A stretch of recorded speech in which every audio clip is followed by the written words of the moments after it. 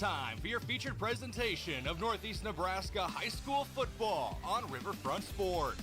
Northeast Nebraska High School athletics are brought to you by the Bank of Hartington, Kaiser Ag and Irrigation, Avera, Moody Motors, Explorers Credit Union, Mount Marty University, Security Bank, Christensen Well and Irrigation, and Top Crop. Now we go live to the action for Northeast Nebraska High School football on KYN TV. 7 weeks down, one more to go. Class D1 Nebraska High School football on KYN TV this evening. Alongside Scott Ulrich, I'm Tehl Tanner, and as I just said, one final week of Class D1 football before we start the playoffs. Tonight we got a matchup between the 5-2 Hartington-Newcastle Wildcats and the 6-1 Bloomfield Bees. Both area teams, both know each other well. They played just last season at the final game of the year with playoffs on the line, and this year, seeding on the line for both. Both of them, at this point, with 5 and 6 games won respectively, should be in. It's a matter of fighting for home field advantage, and we know exactly how important that can be in the round of 32 as we welcome in Scott Ulrich. Absolutely. Very important game tonight. Definitely one of those positions you don't want to have a look ahead or looking at the horizon of those playoffs. You got to focus on this game. The Bloomfield Bees are coming in with a great record, solid wins on the year. It's going to be a tough matchup here tonight. And as I said last year, these two teams did play also in the final game of the year. Hartington-Newcastle was victorious in that one. 34-20 was the score of that final game of the year last season. This season, Bloomfield trying to avenge that, but not a great start. Before the first whistle even blows, Bloomfield has suffered just a terrible amount of injuries over the last couple of weeks. They are missing starting quarterback Bo Eisenhower. They are missing running back Max Smith. They are missing one of their best offensive linemen and the son of the coach in Owen Kuhar, and their leading running back. Their running back that has almost 1,200 yards, averaging over 9 yards of carries with 14 touchdowns on the year. They're missing Brock Jonato. Yeah, when we met up with the head coach, Matt Kuhar, it was one of those, okay, he scratched off one player, and we're like, ooh, that was kind of an eye-opener. And then he just kept going and going. And you lift off those 4 players there. That's the key to your scheme. That's the offensive lineman, the running back, the quarterback, everything about how your identity is built.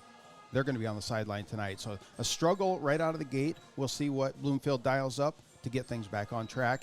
And then the Wildcats, they don't really have a clue what they're facing either. There's just one of those you don't know what's coming, since all the stats that were on paper, those players are going to be out tonight. Our pregame report today, courtesy of Moody Motors. If you're looking for a new or pre-owned vehicle, check out the inventory at moodymotors.com or visit them at Moody Motors in Niobrara. From Hartington, Nebraska, it's 74 degrees with cloudy skies overhead as we are about 12-ish minutes away from kickoff. We'll take a quick break on this pregame report. When we return, we're going to talk about some of the stats of this season, go over these team schedules a little more in depth. Alongside Scott Ulrich, I'm Tehl Tanner. You're listening to our Northeast Nebraska High School Football Game of the Week on KYN TV. With so many choices for students out there, life can become quite hectic. From choosing the right school to managing your finances, it can be hard to keep it all in check. Bank of Hartington is here to help you take the worry out of your finances. Our free Student Club checking includes all the features and benefits you'll need to start life out on the right path without the worry of hidden fees and charges. So if you're ready to enter that next stage of life, work with a 5th-generation bank who's had their roots planted firmly in Northeast Nebraska since 1934. Contact us today. Bank of Hartington, Equal Housing Lender, member FDIC. Whether it's Friday night lights or Saturday game days, around here football is more than just a game. It's tradition. And just like your favorite team, Kaiser Ag and Irrigation works hard year-round to keep things running strong. From reliable Zematic pivots to trusted local service, we're here to help your operation perform at its best. This season and every season, count on a winning team in your field. Give them a call or stop into Kaiser Ag and Irrigation in Hartington, your local Zematic by Lindsay dealer, and a proud supporter of our student athletes.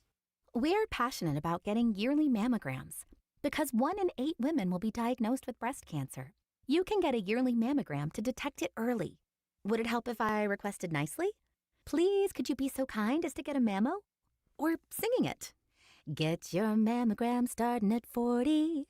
Or with a British accent. Schedule your mammo with an Avera Breast Center. at avera.org/breast or call 888-422-1410. Moody Motors in Niobrara has some really nice trucks that are ready for immediate delivery. This is a really nice looking 2022 F-150 Lariat with only 23,000 miles, and it's on sale for $46,900. Check out this one owner 2024 F-150 with only 36,000 miles for $44,900. Also just in is the 2019 F-150 Platinum. These and so many more are found right here at Moody Motors in Niobrara. You're in the mood for Moody. Credit union people are my people. Dreaming big, keeping life simple. Saving smart, living free at Explorers Credit Union. You're just like me. We chart new trails, we stand tall. Together we rise, together we call. Credit union people are my people, it's true. And I found my crew at Explorers CU. Federally insured by NCUA. Visit explorerscu.com to join the journey today. Mount Marty is committed to excellence in nursing. We really go the extra mile to care for our students as a whole person. My name is Crystal Diedrichson. I am an associate professor of nursing at Mount Marty. As a Catholic Benedictine university, we can incorporate God and prayer in our regular classwork and interactions with students. And in addition to that, we care about the students in other aspects of their lives. Start your journey at mountmarty.edu.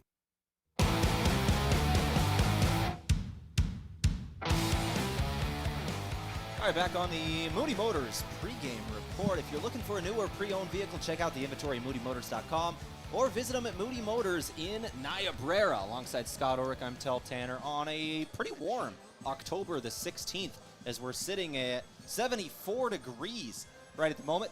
We had a high of 80 today here in mid-October. We've really avoided the snow games to this point. Now that I said that, we're going to hit them in the playoffs. But the regular season has been plumb beautiful. It has been beautiful. We're sitting here, I see a lot of shorts, T-shirts running around out there on the field. Just something we didn't have that a couple weeks ago. So we'll see how the rest of the season plays out. So let's take a look at some of the stats this season here in a moment, Scott. First things first, I want to run through the schedule here for both these two teams. Hartington-Newcastle, they are 5-2 on the year. However, the opponents they faced, especially in the early season, they really had kind of a light schedule. The four opponents went on this season. Ainsworth, they beat them 1-6. Wakefield is 0-7. They beat them. They beat Lutheran High Northeast, who is 1-6, and Niobrara Verdigris, who is 1-6 as well. Then the schedule got harder. They faced 5-2 Crofton. They did fall in that one decently close right up until the end. Wausau Osmond did get the better of them as well. They're 6-1. They did get a win over Boyd County last week, however, is 3-4,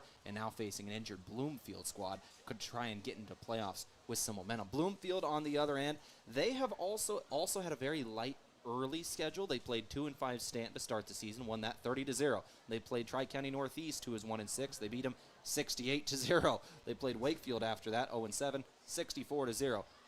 They do not play down to their opponent. They take care of business. The only loss on the year is at Wausau Osmond, who is 6-1 on the year, 36-22 final score. They have handled absolutely everybody else, including a very good Crofton team. Yeah, very, very good schedule there as well. You mentioned Wausau Osmond. I think they have what it takes to go the distance in this class. But Hartington-Newcastle, it was said to me earlier today, the Wildcats, they've won the games they should have won. And then the games that are, if you will, against teams that are tougher than them, they've lost those games. Tonight is one of those games where they need to knock off this Bloomfield squad. They're higher ranked. However, Bloomfield coming in on that injured, as we talk about, this is a game the Wildcats, they need to pull this one out. They absolutely do. And they need to pull this one out, get 6 wins as you go into the playoffs. As we take a quick look at the standings on the year, Hartington-Newcastle, now I would say with 5 wins, they're pretty safely in. They're going to make that round of 32. It's just a matter of how high they are and how high up they have to play in terms of the standings. But right now, Hartington-Newcastle is sitting in the 24 spot at that 5-2 record. And that, once again, is because their first 4 wins, a combined 3-25. When you add the win over Boyd County, the record of the opponents they have beat is 6-29. Yeah.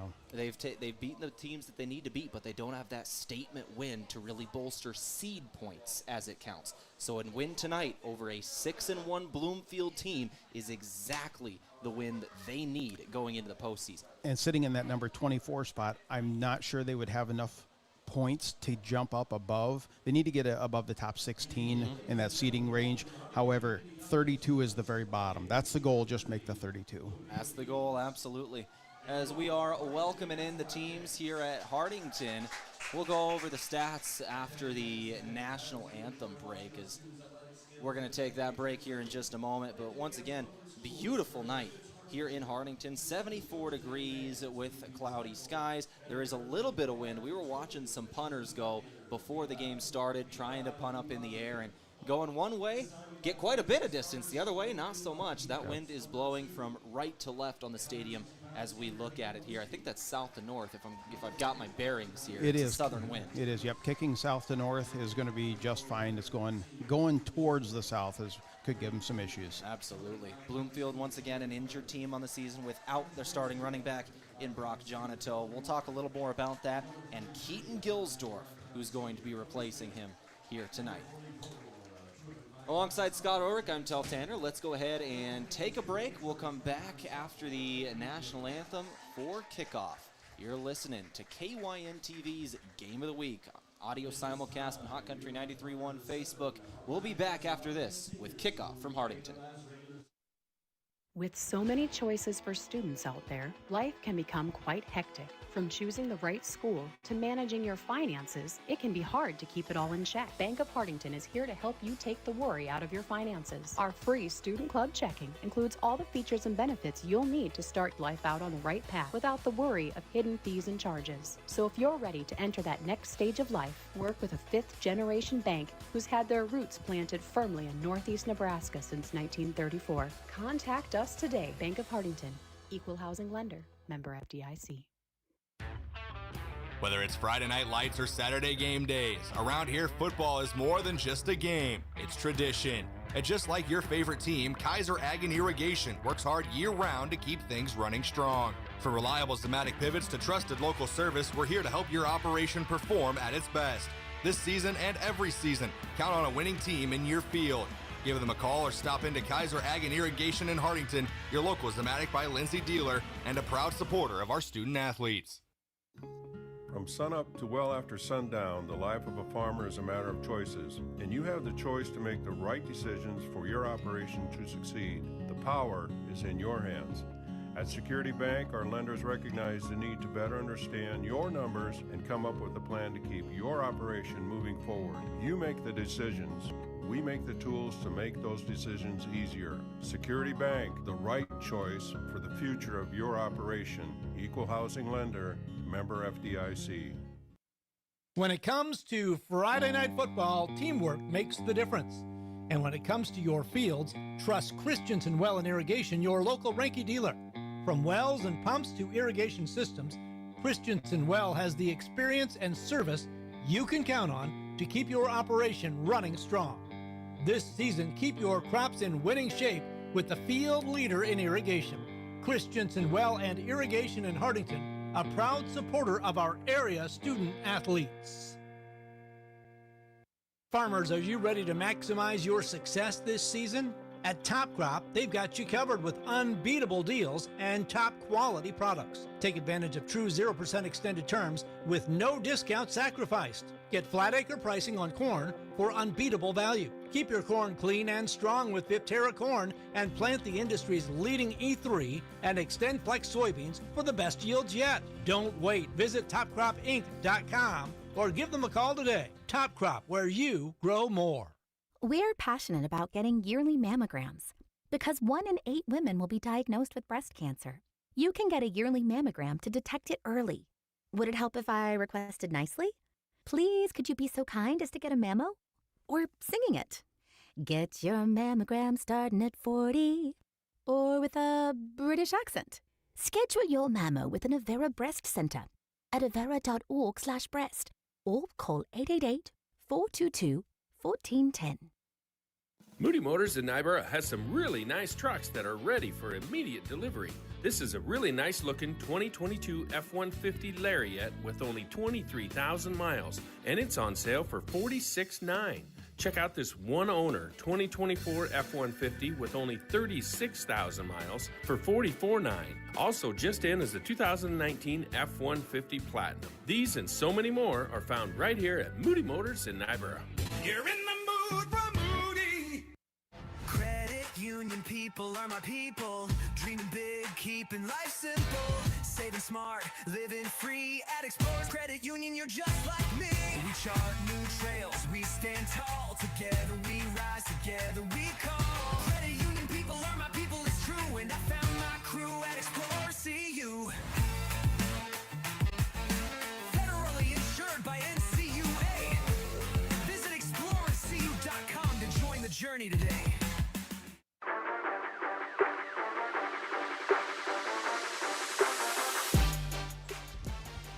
All right, let's go ahead and start off this football game here today. Our starting lineups brought to you by Kaiser Ag and Irrigation. Your trusted Zematic by Lindsey Dealer. In Hartington, Scott, who are the offensive starters for both teams. Yeah, starters for the Wildcats, number 5, Kane Gratzfeld. Keaton Arns, Austin Subbeck, and Jason Hymas, followed up by Mason Krause, Ashton Wakely, Gabe Reyes, Colton Cavanaugh, and Lincoln Groots. Those are the starters for the Wildcats. Now the Bloomfield Bees, Max Bruce, Keaton Gildsdorf, Tayden Goebbels, Sheldon Fonner, Keldon Lecker, Cody Smith, Jarrett Sauser, and Pierce Janito. Those are the starters for head coach Matt Kuhar. Now missing there was a couple of really, really key pieces for Bloomfield, as we talked about earlier in this pregame show. No Bo Eisenhower, no Owen Kuhar, no Max Smith, and no Brock Jonito. Scott, let's talk about Brock Jonito's impact on this season. He has 1,183 rushing yards on the year and 14 touchdowns. The next leading rusher on the year, 180 yards. He has more than 1,000 rushing yards more than the second guy on their team. He was the lifeblood of the program. They really have got to rely on anybody they can tonight. Somebody has got to step up for Bloomfield. Yeah, it's going to be Gilsdorf will be the person getting it. However, to replace that is almost impossible. They're going to start it off with an onside kick. Our Bloomfield, looks like Hartington-Newcastle was able to get, no! Bloomfield's able to get it. What a gutsy call from Coach Kuhar to start off the game. Matt Kuhar rolls the dice, throws out an onside kick package, and they get the ball right away. That is, when you come into a stadium on the road injured, you got to make plays like that if you're going to win the game, and Bloomfield just started off on a crazy note. They kick off, get it themselves. Head coach Kuhar, he's sending a message right away. He knows that this is an important game for them as well. And as you said, Keaton Gilsdorf is going to be the tailback. They're going to rely on him tonight. They're going to start it off throwing the football, however. Deep throw, and it is going to be almost caught. It was nearly brought in. Keldon Lecker had the ball pinned to the back of a defensive back. That was Austin Sudbeck. He had it pinned to the back of him, had it in his arms reaching around Austin Sudbeck. But when they both hit the ground, ball came loose for an incompletion. That was close to an incredible play. Yeah, we've seen that on Sunday football. Yeah. That was very impressive. That was very, very close. But it does stand. It is an incompletion. And once again, Tayden Goebbels will be the starting quarterback for the Bloomfield Bees. He'll hand off this time, and instantly tackled is Max Bruce. Bruce goes down after a gain of maybe 1 yard here. It's going to bring up 3rd and 9. An early 3rd down for Hartington-Newcastle. So they can avoid what could be a disastrous start to the game with giving up that onside kick if they're able to turn it into a 3-and-out. Onside kick, then you go for the end zone on the very first play. I think this is 4-down territory. Yeah, solid chance. They are in Hartington-Newcastle side of the field. They started the drive on the opposing 36, 37. They're at the 35 now. They're going to run an outside sweep, and they're going to get first down yardage on 3rd down anyway, down to the 20-yard line. A good run from Hayden Loski.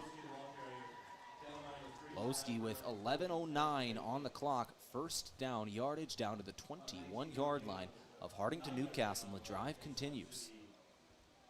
You know, we talk about Janito being the main focus, but we forget there's always players standing on the sideline. They just want their chance. Yeah. You know, ask Tom Brady about that for 20, 30 years ago.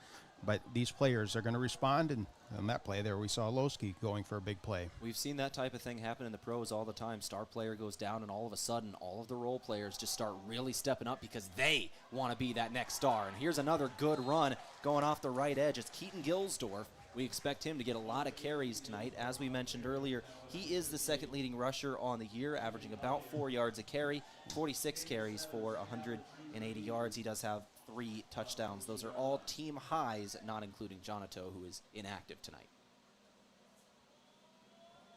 2nd and 3 incoming off that 7-yard run for Keaton Gilsdorf. They'll line up in the I formation. They've ran every play out of this I so far. 2nd and 3. Dropping back to throw. Once again is Goobles. He'll find his tight end off the left edge. A quick 5-yard out is complete. Looks like he's got first down yardage. Jared Sauser. That's the senior tight end catching that pass toward the near sideline. And a little 5-yard out from that I formation.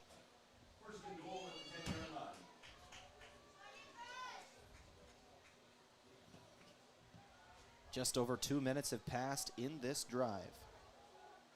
First drive of the ball game. Hartington-Newcastle gave up an onside kick to start off the game to Bloomfield. Bloomfield Bees had it in positive territory, and they've been driving with it. Quick handoff on 1st and goal from the 10-yard line. Goes almost nowhere. That was Max Bruce again.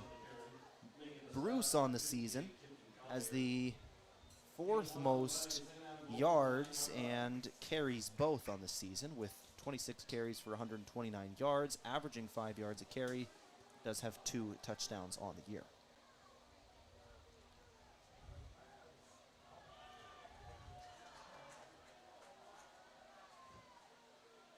Gain of a yard on that one. 2nd and goal from the 9. I formation again. They're going to drop back to pass. Got to go to the outlet man. Threw it over the head of Gilsdorf, and Wakely smothered the quarterback Goobles into the turf at the end of that play. Into the grass, I should say, as we're on a natural grass high school field. We've seen this a couple times this year where Wakely is just overpowering coming off that defensive end position, and that time they're immediately in the backfield, getting in the face of the quarterback and forcing 3rd down. He's a 240-pound senior, and he's built. He's an impressive force on the defensive line, a wrestler. He can do a lot to mess up a quarterback. 8:49 on the clock in the first quarter. Out of the shotgun this time. They'll snap the football and running a Wildcat, looks like. Just straight run with Keaton Gilsdorf taking the snap and gain of only a yard. It's 4th and goal from the 8. Hartington-Newcastle has bent, but they might not yet break. 4th and goal. Yeah, Wildcats give up a couple plays, big run out the left side, and then a couple off the right. Now the first 3 plays, once they got inside the 10-yard line, been buckled down and look very solid. So here we go, 4th and goal. They're going for it. Losky, I believe, lined up in the Wildcat. He's going to run it off the left edge, and he is going to be stopped short. And a turnover on downs at the 3-yard line. That was Ty Upfer with the stop for Hartington-Newcastle, and that was Hayden Losky, the tight end, who ran the ball from the Wildcat. Just a quarterback sweep to the outside, kept it himself, and Hartington-Newcastle read it well. They'll get it back actually out at the 5-yard line, so give him a little bit of leeway here. 8:09 on the clock. Hartington-Newcastle starting things off, spreading out their receivers in the shadow of their own goalpost. 2 to the right, 1 to the left. Sudbeck alone in the backfield. Now he'll send a man in motion. That is Hymas. They're going to keep it. It's the quarterback keeping it going up the middle. Had an option play, kept it himself, took it for 2, maybe 3. After a short gain, it'll bring up 2nd down, 8 minutes to go in the first quarter. Yeah, that play there, Wildcat just spreading everything out, trying to spread that defense out of the Bees. And then the Bees have both of their starting cornerbacks are out tonight. However, it was just a design run play.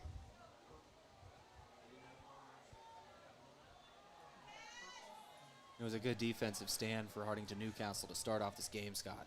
It was one of those needed to happen and kind of negate that mistake on the onside kickoff. Quarterback draw on 2nd and 8. Gain of maybe 5 here. Going to be 3rd and short. 2 yards to go. 7:18 on the clock in the first quarter. No score. Hartington-Newcastle with their first offensive possession of the game. First third down they faced. Bloomfield got the ball first, kicked it onside to start the game, recovered it.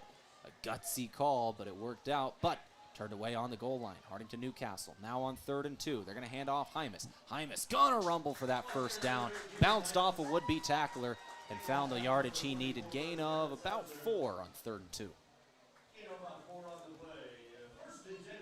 So 1st and 10 for Hartington-Newcastle. 6:50 on the clock in the first. A good play there. Hymas just needed to put his head down, get past the initial line of scrimmage, and then he had enough green grass to fall forward, get that first down. So 1st and 10, Hymas in motion again, right to left. They're going to snap to the quarterback. Sudbeck in the shotgun. They're running a screen play, and it just did not work. It was dropped by Mason Krause. The tight end, as they run the tight end screen, it was executed decently well by the offensive line. They let everybody go. They were out in front of him. Would have been a decent game, but just slapped down out of the hands of Krause. Yeah, Krause just a couple weeks ago had 135 yards receiving, 1 touchdown. And on that one, just probably looked downfield before he looked it into his hands. He's been having a good season overall. 490 yards receiving, 4 touchdowns, 25 receptions, all team highs for Hartington-Newcastle, but it dropped there. Hymas on the outside running a screen for the running back and tackled at the line of scrimmage, maybe even a half a yard loss. And it's going to be 3rd down. Lost a full yard there. Did Hartington-Newcastle on the halfback screen to the outside, just running a swing route as Hymas came across the formation. 3rd and 11 now. So the second 3rd down Hartington-Newcastle is faced in their first drive. Sudbeck lining up, empty set again. 2 receivers to the left this time, 1 to the right. They're going to send Arns in motion from right to left. Trips left, nobody right. Snap to the quarterback in the shotgun. Pressure's on. He's trying to get rid of it. A man hanging off his leg, and he throws it incomplete, out of bounds. Was just lucky to get rid of that. Was Sudbeck. He had a man draped over his legs, pulling him to the ground as he was able to get rid of it. Avoided the sack, but still 4th and 11. Punt time. Yeah, punt time now. Ball's going to be right at the, 16, 17. And we were seeing 25 yards. If it could get that far going this direction here in warm-ups would have been a good kick, so we'll see how this turns out. As you alluded to, Gratzfield kicking into the wind. We know he can kick it far. This one got up in the air in the wind. You can see it hold it up a little bit. It's caught at the 32-yard line of Bloomfield territory, and a good return. Refusing to go down is the return man, Lowski, who takes it across the 30-yard line of Hartington-Newcastle. And a good return, and the Bloomfield Bees are set up once again with solid field position to start their second offensive drive of the game. Last time they got it about the 37. They went down all the way to the 5 before they were turned away on 4th and goal. They'll start off 1st and 10 from the 27 this drive. Yeah, Gratzfeld booted that one about 32 yards, but a nice 18 to 20-yard return there by Bloomfield. Ball is set up about where the Wildcats would have had their first down marker at, as now Bloomfield has it 1st and 10. When you add in the return, about only 2 yards gained on the play.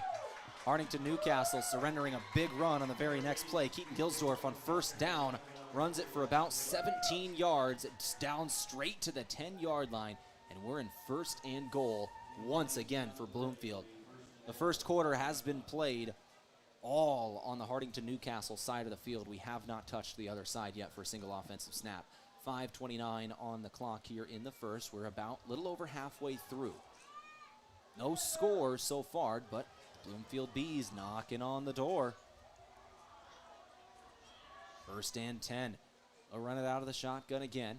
Snap, handoff, running back going to the left. That's Bruce. Bruce breaking a tackle inside the 5. He was tripped up by Hymas. He did stumble to the 4, 2nd and goal. I think we can call that one a touchdown-saving tackle there by Hymas. Yeah. Just tripped him up and fell forward a little bit, but if Bruce could have got past that one touch on his foot there, I think he could have walked in the end zone. 5 minutes left in the first quarter. 2nd and goal from the 4-yard line for the Bloomfield Bees. They'll line up in the shotgun again. It's Max Bruce and Keaton Gilsdorf. both in the backfield. Gilsdorf looks like he's going to take the snap in the Wildcat, and he's running straight up the middle, straight to the goal line and in. Touchdown Bloomfield to open up the scoring of this ball game. 6-0, they will lead with 4:42 left in the first quarter. Running pretty much solely out of the Wildcat on that drive without, once again, their starting quarterback on the year in Bo Eisenhower. And no Brock Jonato either.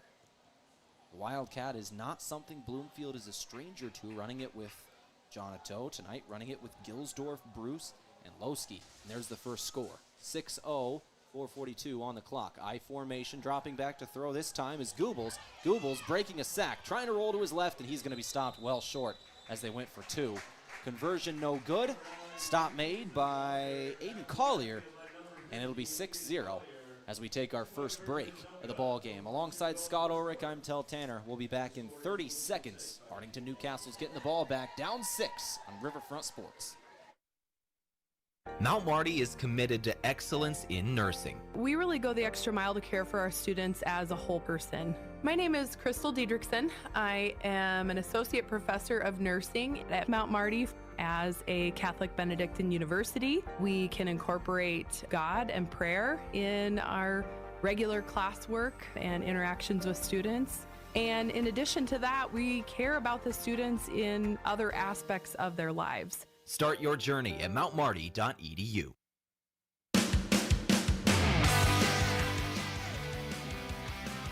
6-0 the score of the ball game. Hartington-Newcastle trails early, but they're about to get the ball back. A good drive from Bloomfield, 27 yards, as they, after a great punt return, set them up with great field position.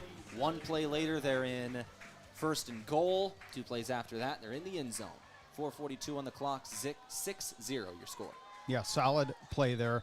But they were set up in a great position after that last punt. Now another onside kick. Another onside kick. This time, Hartington-Newcastle was ready for it. That was Gabe Reyes who was able to fall on that one right at midfield. Hartington-Newcastle's going to get it just across the midfield stripe, and will take their first snap in Bloomfield territory at the opposing 39. Bloomfield head coach, sorry to interrupt there, Tehl. Bloomfield head coach, he must either see something where he wants to take a chance and try to get the many offensive possessions, or he just really believes in his defense. I think it's maybe a combination of both, and also knowing their injury troubles, wanting to make statements early, force extra possessions. Sudbeck now under pressure as he takes his first snap, and he scrambles away from it. He'll run for first down yardage. Gain of 11 on 1st and 10. Sudbeck scampering down the field. What I was going to say a moment ago, reminder, this is 8-man football in an 80-yard field. The 40-yard line is midfield in this game. So already across the 30 is Hartington-Newcastle. Just watching some of the linemen play there. Lincoln Gruch took one of the defensive linemen for Bloomfield, pushed him to the ground, and then laid on him, kind of pancake, arms out to the side. Totally legal. Happened right in front of the referee. A solid play there on offensive line. Gotta love a pancake block. Sudbeck again. Quarterback keeper designed run this time. Goes for 2 or 3. Second down. 4 minutes left in the first quarter. 6-0. Bloomfield on top early.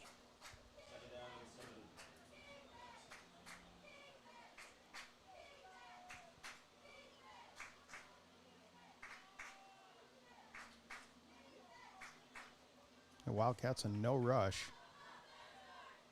Get the play from the head coach Fuller to the sideline, and then they come in and just set things up. 2nd and 8, Wildcats.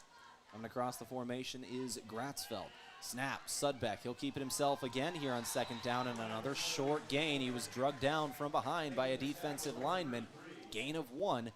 3rd and 7 incoming. Trying to see who that was. That was Cody Smith for Bloomfield with a good stop. 3rd and 7 incoming. Seen a lot of Sudbeck so far. How many carries does Hymas have to start off this game? Jason Hymas, their starting running back in the year. I got him for 1. Yeah, I thought so. 1 carry, 4 yards. 5 carries so far for Sudbeck. 3rd down, likely pass formation here. Empty set. Now Hymas in motion right to left. He'll line up just off the left shoulder. This time they'll fake it to him. Keeping it himself is Sudbeck, but he'll go down after a short gain.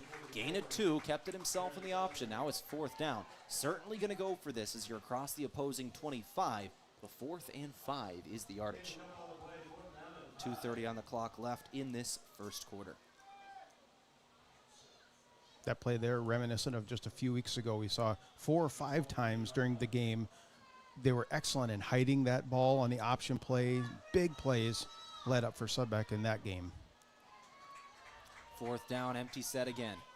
He'll take the snap, no motion. Throwing over to the right side. He's got a man. 1st down yardage. Gabe Reyes. Good throw. Better catch and run. Breaking a tackle. Going for 13 is Gabe Reyes, the junior. Set up at the 10-yard line for 1st and goal. Yeah, running team, one of those you expect the run to keep going, and then they come out with that pass. I like that play call from the sideline. 1st and goal from the 10. Hymas in motion right to left. He's going to stop, line up off the left shoulder of his quarterback. They'll hand it to him. Hymas going up the middle. 2nd carry of the ball game, and it's a short one. Gain of 1. 1:30 on the clock. Hymas has had a great season. 945 yards in the year and 16 touchdowns through 7 games. He needs 55 tonight to break this 1,000 mark on the season. And you know he's looking for that here in his junior year.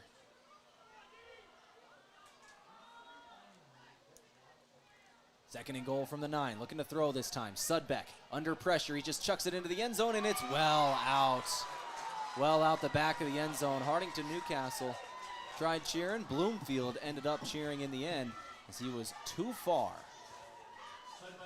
Nearly caught, I believe, by King Gratzfeld, but well out the back of the end zone. I think if he would have threw that one a little earlier, just kind of saw him late in the pattern, did have enough time to get down with it. Yeah. I'm not sure if he caught it or not, but it was close. Close. Either way, it was 2 steps out.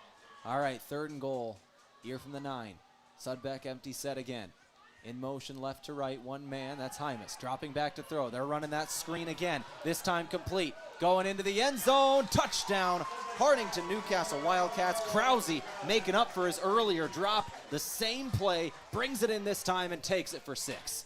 6-6 your score. Tie ball game in Hartington. A great bounce back play for Mason Krause, who, remember, Scott, had that drop in the last drive. It was a tough one there on a screen. They run the same play to him, going the other way.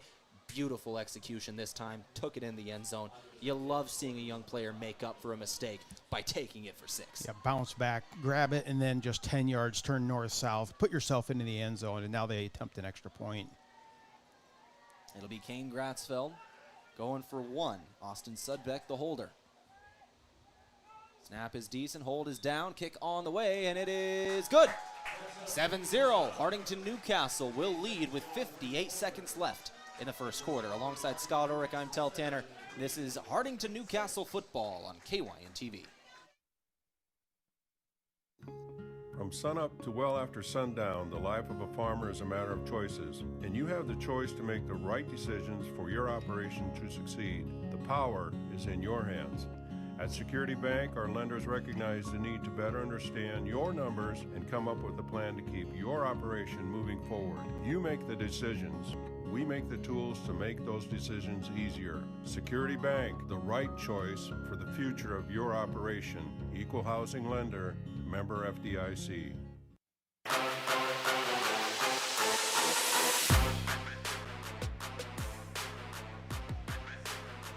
58 seconds left in the first quarter, 7-6 score. Hartington-Newcastle now leads over Bloomfield on KYN TV.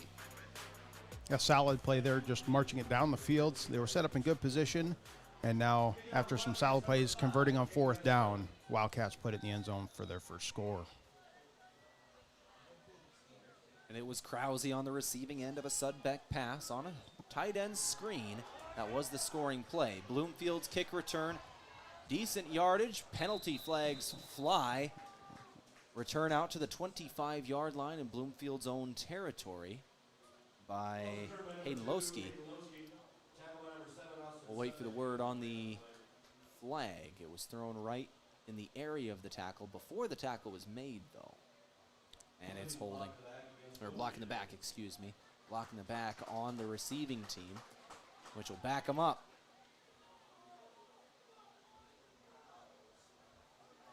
So 10 yards backwards, and instead of at their own 25, Bloomfield will start at their own 15. Now they are coming off a scoring drive, but you never like starting a drive with a penalty. Start out of the I formation, give to the fullback, running up the middle, short gain. Give him 3. That was Bruce. Max Bruce. Hartington-Newcastle leads this game 7-6, 30 seconds left in the first quarter.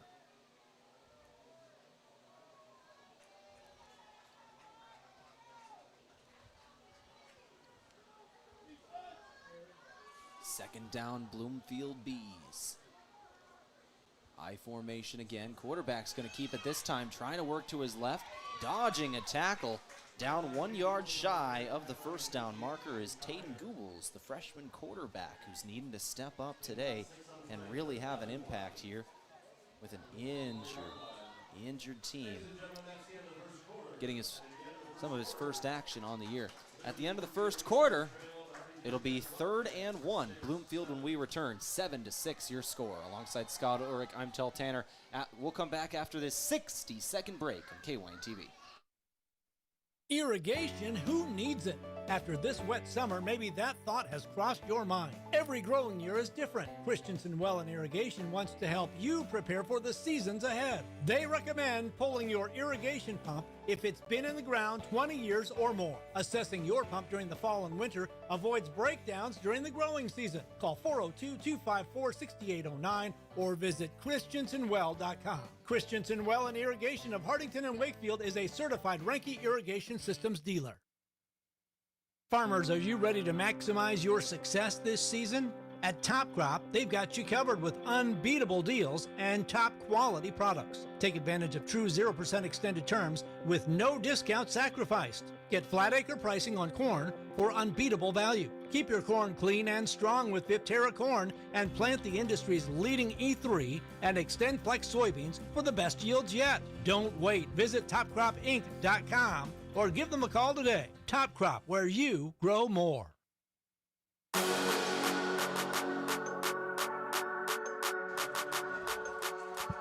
right, 3rd and 1 as we start the second quarter of play. Bloomfield under center, and we're going to have whistles flying to start this one off.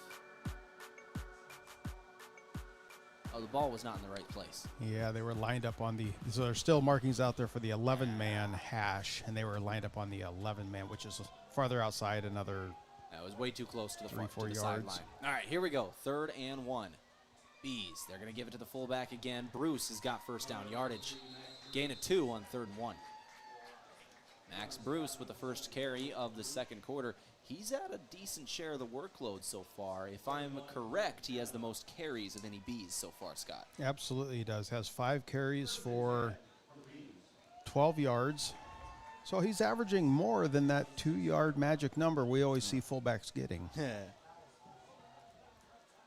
Well, having to do a lot of different things here today is Bruce, Gilsdorf, pretty much anybody else who's going to hold the ball without Jonato. Dropping back to throw here. Their freshman quarterback, and he slipped. He went down. The turf monster got him. Googles will take a sack. He dropped back to throw, stuck his foot in the ground, and his foot came out from underneath him. We had some rain over the last couple of days. There might be a muddy spot out on the field there, Scott. His foot literally just slipped. We could see it. It slid out from under him. He had a good plant, but the turf monster got him. It did get him loss of almost 10 on the play, and if the turf monster didn't get him, number 74, Lincoln Gruch, was gonna. He was right there. And he'll get credited with the sack as he went down there. 10:50 on the clock. 2nd down and very long now. That's the type of play that can kill a drive. We'll see how Bloomfield can respond. Looks like it's 2nd and about 18. And a false start on the next play.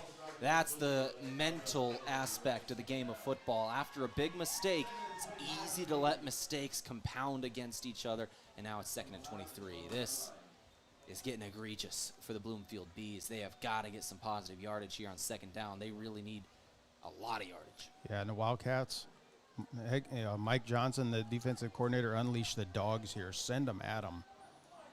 Predator licking its lips is the Wildcat defense, and tackle for loss on the next play. Wakely was there, as was Gruch. Loss of another 2, and it is 27. Oh man, 3rd and 27. Back at the own 10-yard line is Bloomfield. The first down marker is the 37-yard line. This is a classic point where I see a lot of teams, they get in this prevent defense, just play, keep players underneath. I like sending everybody. Send the house again. Yep, let them have no time to throw. 3 down linemen for the Wildcats, 2 linebackers, 3 DBs. They send 4 to the Wildcats. They're running a quick play to the outside, complete to their running back, who now cuts across the field. He's got a chance of breaking something here. He's got first down yardage and more. Across midfield, the 30, the 20, finally taken out of bounds inside the 15-yard line. What a play for the Bloomfield Bees. It was Hayden Lowski who lined up as a running back there, just threw it to the outlet man as the blitz was coming in. And the running back just took it down the near sideline, cut across the field. Every Wildcat over-pursued, forgot their tackling angles, and it's a massive play for the Bees. 56 yards. Now, why do we send everybody in that play? Scott. That's a very good offensive play. 1st and 10, direct snap. Running back going to be taken down after a short gain. That was Gilsdorf. Gain of maybe 1 here, maybe only back to the line of scrimmage. 8:50 on the clock, setting up at the 14-yard line in opposing territory. That drive started. Back to that play, I like the pursuit. The Wildcats had him. There was 4 or 5 players had him pinned against the sideline. He just made a fantastic cut back to the middle, and when he did, there was nobody out there. Got to remember your angles when you're pursuing players on a sideline. You got to take the right angle where they can cut back across the field, as we saw there. 2nd down, Bloomfield. Shotgun set, snap taken, handoff, it's Bruce. Bruce going off his left guard, and he is rumbling, bumbling, stumbling, end zone. Bloomfield takes back the lead. 12-7 score. 12-7 score on the Chris Berman imitation, stumbling into the end zone. I love it. Great play, but solid blocking up front led to that score there by the Bees.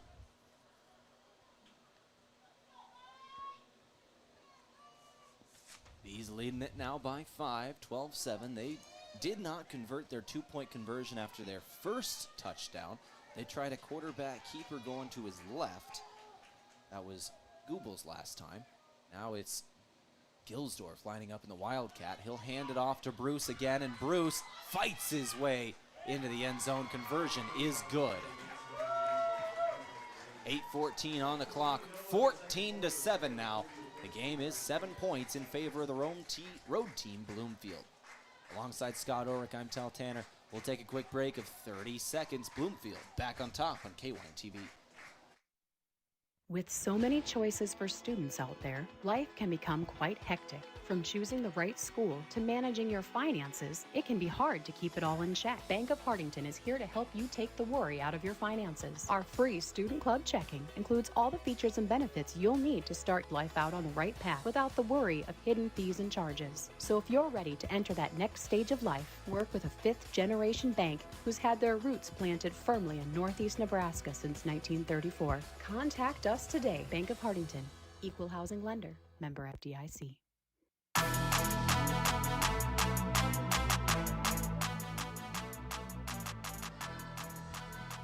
8 minutes and 14 seconds left before halftime. Bloomfield has just taken back the lead 14-7 over Hartington-Newcastle.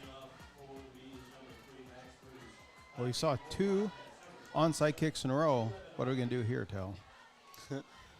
They're running the exact same formation, and it is, they stopped. They faked him out. Looked like they were going for the onside kick again. Now going back is Max Bruce. We'll see if they try it. He ran up to it, stopped, and now went back. Now he's going up again, and he'll kick it deep. Not going 3 for 3. They kick it all the way back to the 6-yard line, where it's taken in by Trevin Hopping, who is cut down at the 14. Yeah, Great tackle. And a flag's going to come in here, be a block in the back on the Wildcats. They're only got their own 12 or 13 yard line as well. That is yardage you can't afford to lose when you don't have a great return there. Starting way back in their own territory this time will be the Wildcats.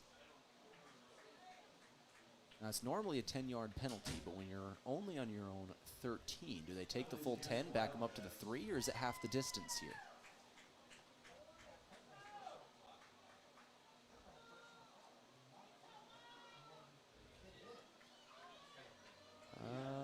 Looks like they only went half the distance.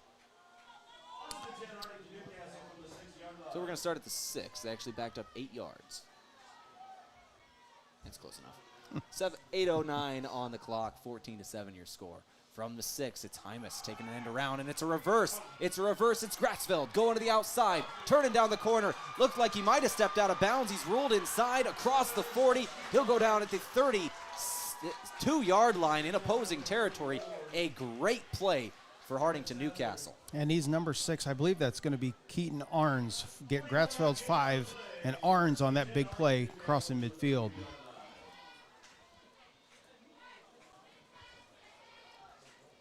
$7:50 on the clock, 14-7 score. A big play for Gratzfeld on that end around, who has earned himself some playing time as this season has worn on.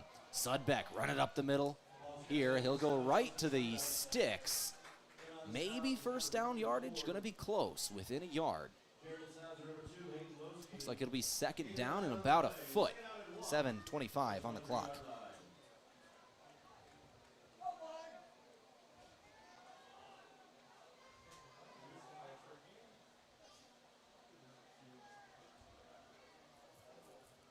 Second and a foot here, empty set. This is exactly where you take a shot.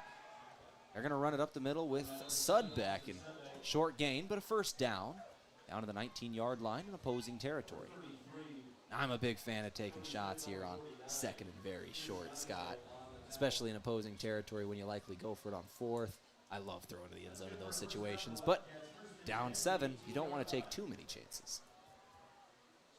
No, but you're sitting here, it's 4-down territory, all the way in here now, sitting especially inside the 20. Oh, yeah. So 1st and 10, Hartington-Newcastle. Sudbeck alone in the backfield again, tight end off the right side of the line. Hymas in motion now from left to right. They'll give it to him on a sweep. Out to the outside, now cuts up field. Decent gain of about 5, looks like. 2nd and 5 incoming for the Wildcats. 6:20 on the clock before halftime, 14-7 your score. Fast-paced first half here. Got a few other games going on. And we'll definitely have an update at the half with our out-of-town scoreboard coming up here as well.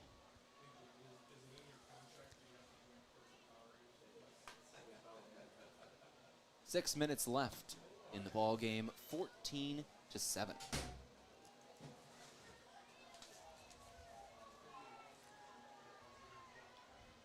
5:50 on the clock. They're going to run that sweep with Hymas to the outside again, going the other direction, and he is close to the goal line here. Going to set up 1st and goal for Hartington-Newcastle inside the 5. We'll see where they spot him out. Officials are disagreeing. I think they're going to give him the 2-yard line. Yeah, 2-yard line here for the Wildcats. 5:44 on the clock.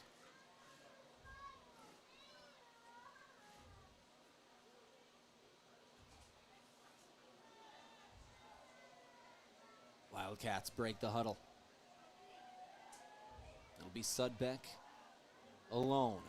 2 tight ends in on either side of the line, and they're running right up the middle with Sudbeck, and he is into the end zone. Touchdown, Hartington-Newcastle. 1 point away from tying up the game. 14-13 is your score.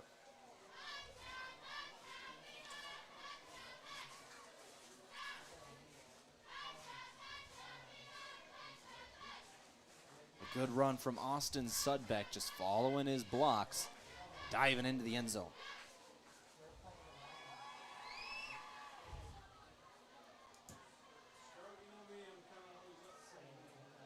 Going for 2 this time here. They kicked it last time to make it 7.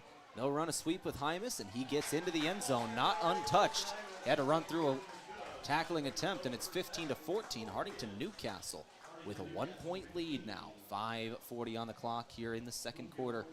Alongside Scott Ulrich, I'm Tehl Tanner. Take another break. We'll come back in 30 seconds. A 1-point game on our Northeast Nebraska Game of the Week on KYN TV.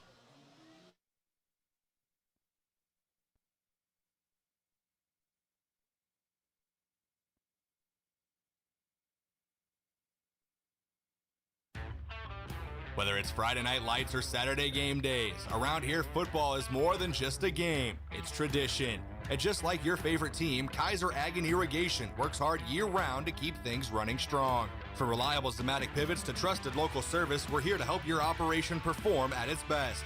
This season and every season, count on a winning team in your field. Give them a call or stop into Kaiser Ag and Irrigation in Hartington, your local Zematic by Lindsay dealer, and a proud supporter of our student athletes.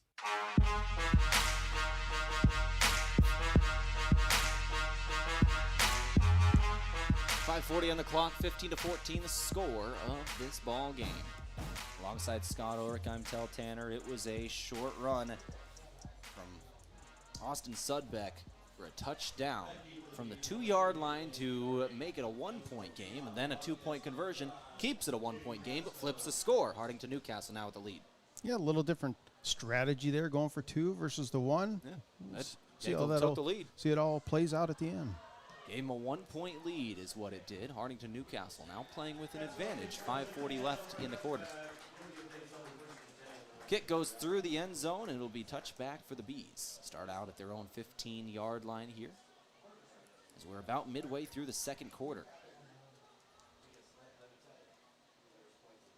Both teams have scored 1 touchdown in each quarter. At the end of one, it was 7-6, Hartington-Newcastle. Now 15-14, Hartington-Newcastle still leading. Interesting enough, Bloomfield has struck first in both quarters, however.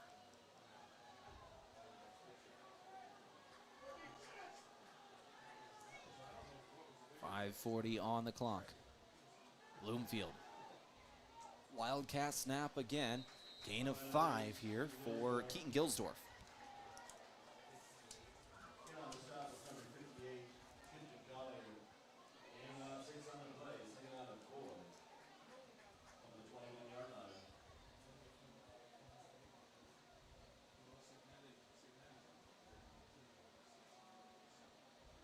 Yeah, the wind is blowing pretty steady at this point. It's picked up from the start of this game. Our field conditions again, it's about 71 degrees. Wind's coming in from the south at about 15 miles an hour. Bloomfield running into the wind. It's coming in from the south. Another decent run. Gain of about 5 once again for Gilsdorf. They'll move the chains. 4:53 on the clock, 1st and 10 from the 25 now.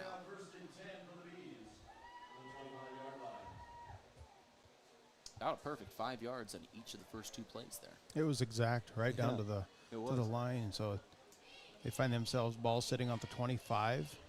About 4.5 to go in this opening half. And Bloomfield, you remember, despite having received the opening kick, they will receive the second half kick as well because they kicked it onside to start off the game and turned that into a possession of their own. They'll hand off here. It's going to be a short gain for Max Bruce. Gain of 2, 2nd and 8 incoming in their own territory at the 27-yard line now. So Hartington-Newcastle really wants to get the ball back as quick as they can here. Bloomfield on the other end, they want to choose some clock, leave nothing left for the Wildcats. Certainly thinking of the 2-for-1 that is possible at the end of the half.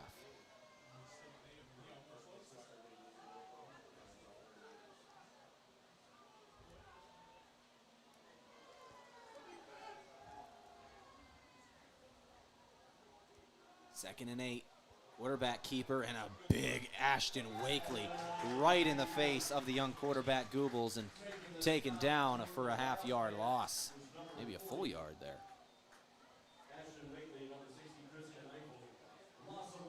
Yeah, Wakely just playing big off that left side of the defensive end. During that last, in between the possessions there, I was watching him on the sideline. He was getting a lot of one-on-one instruction from defensive coordinator Mike Johnson. I don't know what he was talking, but he was animated. He wasn't yelling at him. He was just giving him instruction. And it very well could have been what he just did right there. Nice play in the backfield. You mentioned Bloomfield. They're wanting to drag this out, and it sure looks like they might take it all the way down to a timeout here. Yeah, they're just standing around as the clock winds down, and there is the timeout signal as the play clock starts to wind down on them. 2:53 on the clock. Timeout Bloomfield before 3rd and 9. We'll take it with them. Back in 30 seconds, you're listening to our Northeast Nebraska Game of the Week on KYN-TV. We're passionate about getting yearly mammograms because 1 in 8 women will be diagnosed with breast cancer. You can get a yearly mammogram to detect it early. Would it help if I requested nicely? Please, could you be so kind as to get a mammo? Or singing it. Get your mammogram starting at 40. Or with a British accent. Schedule your mammo with an Avera Breast Center at avera.org/breast or call 888-422-1410.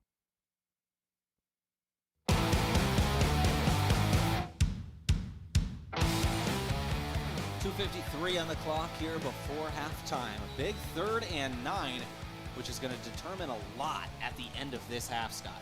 It is absolutely going to set things up. If Bloomfield can convert this, they can pretty much take it all the way into the half, unless the Wildcats get creative with their timeouts. But obviously the Wildcats want to hold this up now and get the ball back with about 3 minutes to go.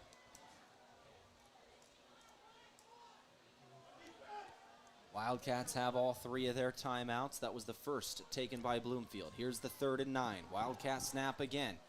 And taken down pretty quickly is Keaton Gilsdorf. It's punting time. 4th and 7 in their own territory. And timeout's going to be called here. Hartington-Newcastle took it. They used their first timeout to keep 2 minutes and 45 seconds on the clock. We'll take that short break with them. We'll come back in 30 seconds on KYN-TV. Moody Motors in Nyborough has some really nice trucks that are ready for immediate delivery. This is a really nice looking 2022 F-150 Lariat with only 23,000 miles, and it's on sale for $46,900. Check out this one owner 2024 F-150 with only 36,000 miles for $44,900. Also just in is the 2019 F-150 Platinum. These and so many more are found right here at Moody Motors in Nyborough. You're in the mood for Moody.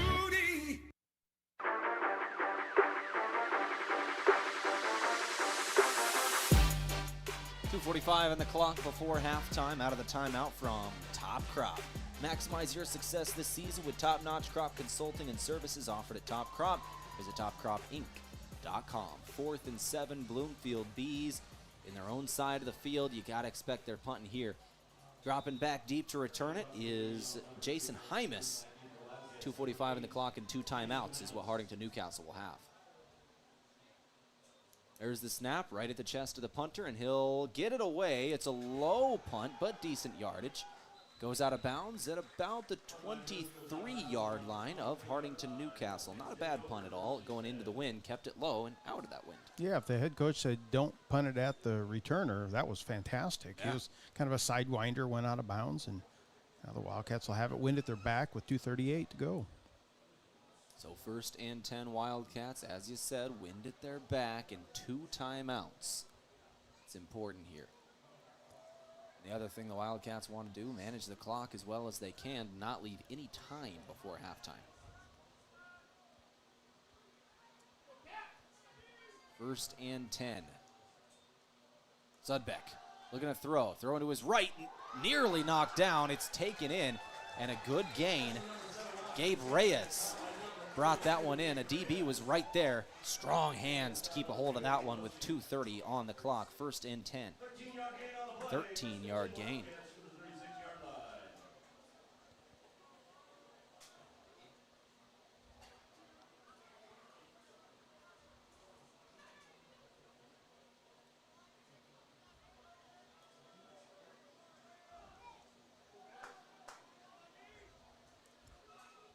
.207 on the clock. Now the snap from Hartington-Newcastle. Looking to throw is Sudbeck. Led it too far. He had a man. Hymas was going down the far sideline with only a safety over the top. Too far for Hymas. 2:02 on the clock, and the clock stops now. Here's 2nd down. Yeah, the Wildcats, they're very methodical in how they call their plays. Each time the quarterback comes over to the sideline, gets the play, goes back in, and even, if you will, when they're in their 2-minute offense, that's still how they call the plays. So the timeout, the time stopped here, and the incompletion is a good thing for them. 2nd and 10 here with 2 minutes to go. Dropping back to pass is Sudbeck. He'll throw a jump pass to his tight end, running that tight end screen again. This time, the 3rd time they ran it, it was read very, very well. And a 3-yard, maybe even a 4-yard tackle for loss, and a timeout's going to be taken now on 3rd and 14. Timeouts from Top Crop. We'll take it too. That was from Hartington-Newcastle who called that one. Back here in 30 seconds on KYN TV. Credit union people are my people. Dreaming big, keeping life simple. Saving smart, living free. At Explorers Credit Union, you're just like me. We chart new trails, we stand tall. Together we rise, together we call. Credit union people are my people, it's true. And I found my crew at Explorers CU.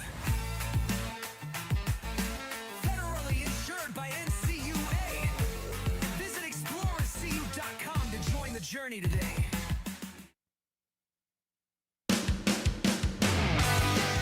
1:50 on the clock. Hartington-Newcastle elects to take the timeout there instead of making Bloomfield waste one. So 1 timeout left for the home team, 2 for Bloomfield. It's 3rd and 14. We'll see what the Bees have got. Wildcats gonna run that reverse once again, and they faked everybody out. They've got decent grass in front of them and a 1st down. That reverse works again. It was Keaton Arns this time. Last time it was nearly a 40-yard gain from Kane Gratzfeld. This time Arns takes it for the yardage they need. 1st down. And maybe 16 or 17 on 3rd and 14. Sudbeck back to throw here on 1st down over the head of his intended receiver in Arns. It'll be 2nd and 10 once again. So Hartington-Newcastle choosing to take that timeout there. Normally teams will force the other team to take it, make them use the timeout. Hartington-Newcastle had full confidence that they were going to convert that 3rd down. They wanted to save all the time they could because they knew they had a play call that was going to get the yardage. And it seems to be the same couple of plays have been very positive for them tonight. Gotta respect the confidence Rusty Fuller has in his team. 2nd and 10, 1:37 on the clock. Sudbeck gonna run this one up the middle. The quarterback takes a hit, a yard downfield. He shakes it off and runs it for 6. But the clock will continue moving here. 1:30 on the clock, and this is once again where you don't take a timeout if you're Hartington-Newcastle. If Bloomfield wants to take it, now's the time on 3rd down. They've got 2 left. 1:15 for Hartington-Newcastle. You take your time here, and that's kind of what they did. Now in motion is Hymas, ready to snap. Sudbeck takes it, looking to his right, ready to throw, finds a man, incomplete. It was behind his intended receiver, and Arns had to try and go back to get it. It was just out of reach, had a hand on it, but 4th down with 1:05 to go.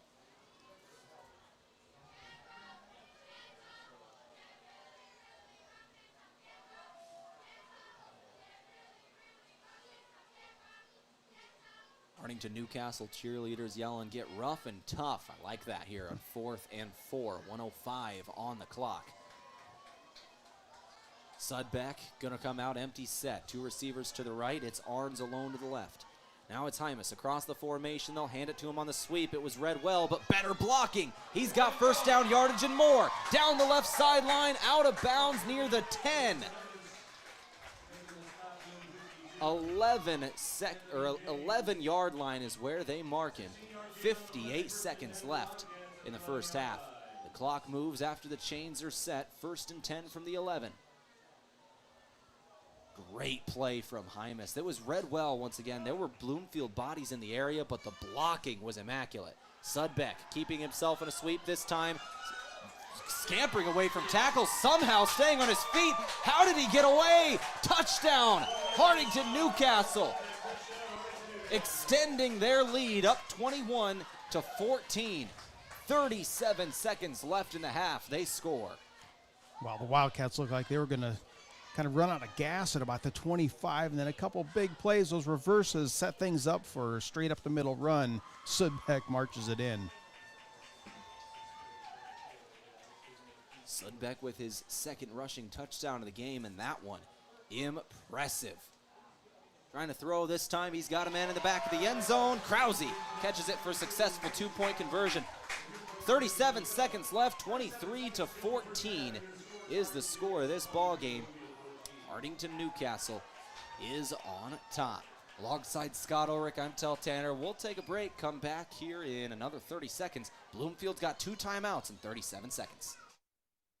Mount Marty is committed to excellence in nursing. We really go the extra mile to care for our students as a whole person. My name is Crystal Diedrichsen. I am an associate professor of nursing at Mount Marty. As a Catholic Benedictine university, we can incorporate God and prayer in our regular classwork and interactions with students. And in addition to that, we care about the students in other aspects of their lives. Start your journey at mountmarty.edu. 23-14, that is a 9-point spread. Important note on the successful 2-point conversions that have come in for Hartington-Newcastle. They now lead by 2 possessions. 37 seconds left before half. Bloomfield will get the ball coming out the second half, but they've got 2 timeouts in 37 seconds. Kick goes through the back of the end zone, and they'll start on their own 15-yard line, see what the Bees can cook up. There is enough time to try and get down the field. The clock stops as the chains are reset after first downs, and they've got 2 timeouts in their back pocket. See what the Bloomfield Bees can do here at the end of the first half. Hartington-Newcastle, you got to expect, going to be keeping back and playing it safe. Just don't let anybody behind you is what the DBs and safeties being told right now.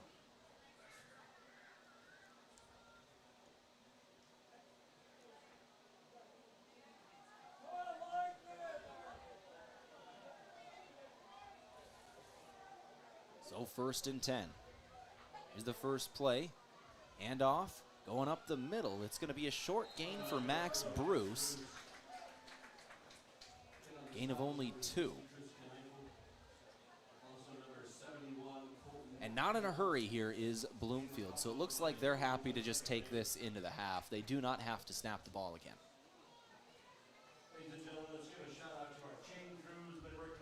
That looks like they were just happy to take this into the halftime locker room. 23-14 will be the score. Bloomfield will receive the second half kickoff. 23-14 is the score of this ball game. Alongside Scott Ulrich, I'm Tehl Tanner. We'll take a break. We'll come back, roll through all the stats and the scoring plays of this one. Take a look at our out-of-town scoreboard. You're listening to our Northeast Nebraska Game of the Week. Hartington-Newcastle by 9 at the half. From sunup to well after sundown, the life of a farmer is a matter of choices, and you have the choice to make the right decisions for your operation to succeed. The power is in your hands. At Security Bank, our lenders recognize the need to better understand your numbers and come up with a plan to keep your operation moving forward. You make the decisions. We make the tools to make those decisions easier. Security Bank, the right choice for the future of your operation. Equal housing lender, member FDIC. When it comes to Friday night football, teamwork makes the difference. And when it comes to your fields, trust Christensen Well and Irrigation, your local Ranky dealer. From wells and pumps to irrigation systems, Christensen Well has the experience and service you can count on to keep your operation running strong. This season, keep your crops in winning shape with the field leader in irrigation. Christensen Well and Irrigation in Hartington, a proud supporter of our area student athletes. Farmers, are you ready to maximize your success this season? At Top Crop, they've got you covered with unbeatable deals and top quality products. Take advantage of true 0% extended terms with no discount sacrificed. Get flat acre pricing on corn for unbeatable value. Keep your corn clean and strong with Viptera corn and plant the industry's leading E3 and Extend Flex soybeans for the best yields yet. Don't wait. Visit topcropinc.com or give them a call today. Top Crop, where you grow more. With so many choices for students out there, life can become quite hectic. From From choosing the right school to managing your finances, it can be hard to keep it all in check. Bank of Hartington is here to help you take the worry out of your finances. Our free Student Club checking includes all the features and benefits you'll need to start life out on the right path without the worry of hidden fees and charges. So if you're ready to enter that next stage of life, work with a fifth-generation bank who's had their roots planted firmly in Northeast Nebraska since 1934. Contact us today. Bank of Hartington, Equal Housing Lender, member FDIC.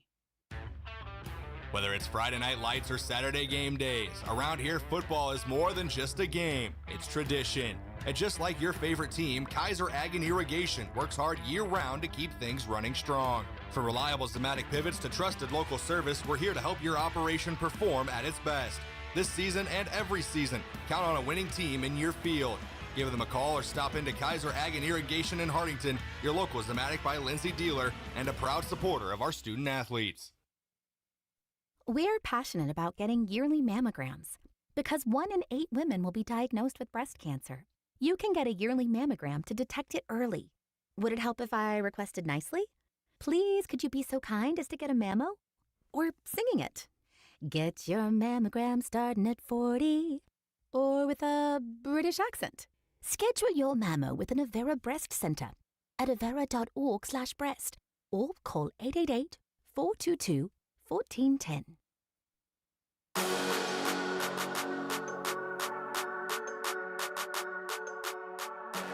All right, let's go ahead and start off our halftime show from Christensen Well and Irrigation, built on over 50 years of experience in the water well drilling industry and your local Tehl Irrigation Systems dealer. Visit them on Facebook or at christensenwell.com. Take a look at our scoring plays from the first half. Scott, how did we get to 23-14, Hartington-Newcastle with the advantage? Yeah, a little bit of a slow start, but at the 4:42 mark of the first quarter, Gilsdorf for Bloomfield walked into the end zone. 2-point conversion was no good, and that was the first score. Bloomfield up by 6-0. And then with just under a minute to go in that first quarter, 10-yard pass play from Sudbeck to Krause. The extra point was good by Gratzfeld, and 7-6. Wildcats on top after one. Then in the second quarter, the 8:14 mark, 14-yard run by Bruce.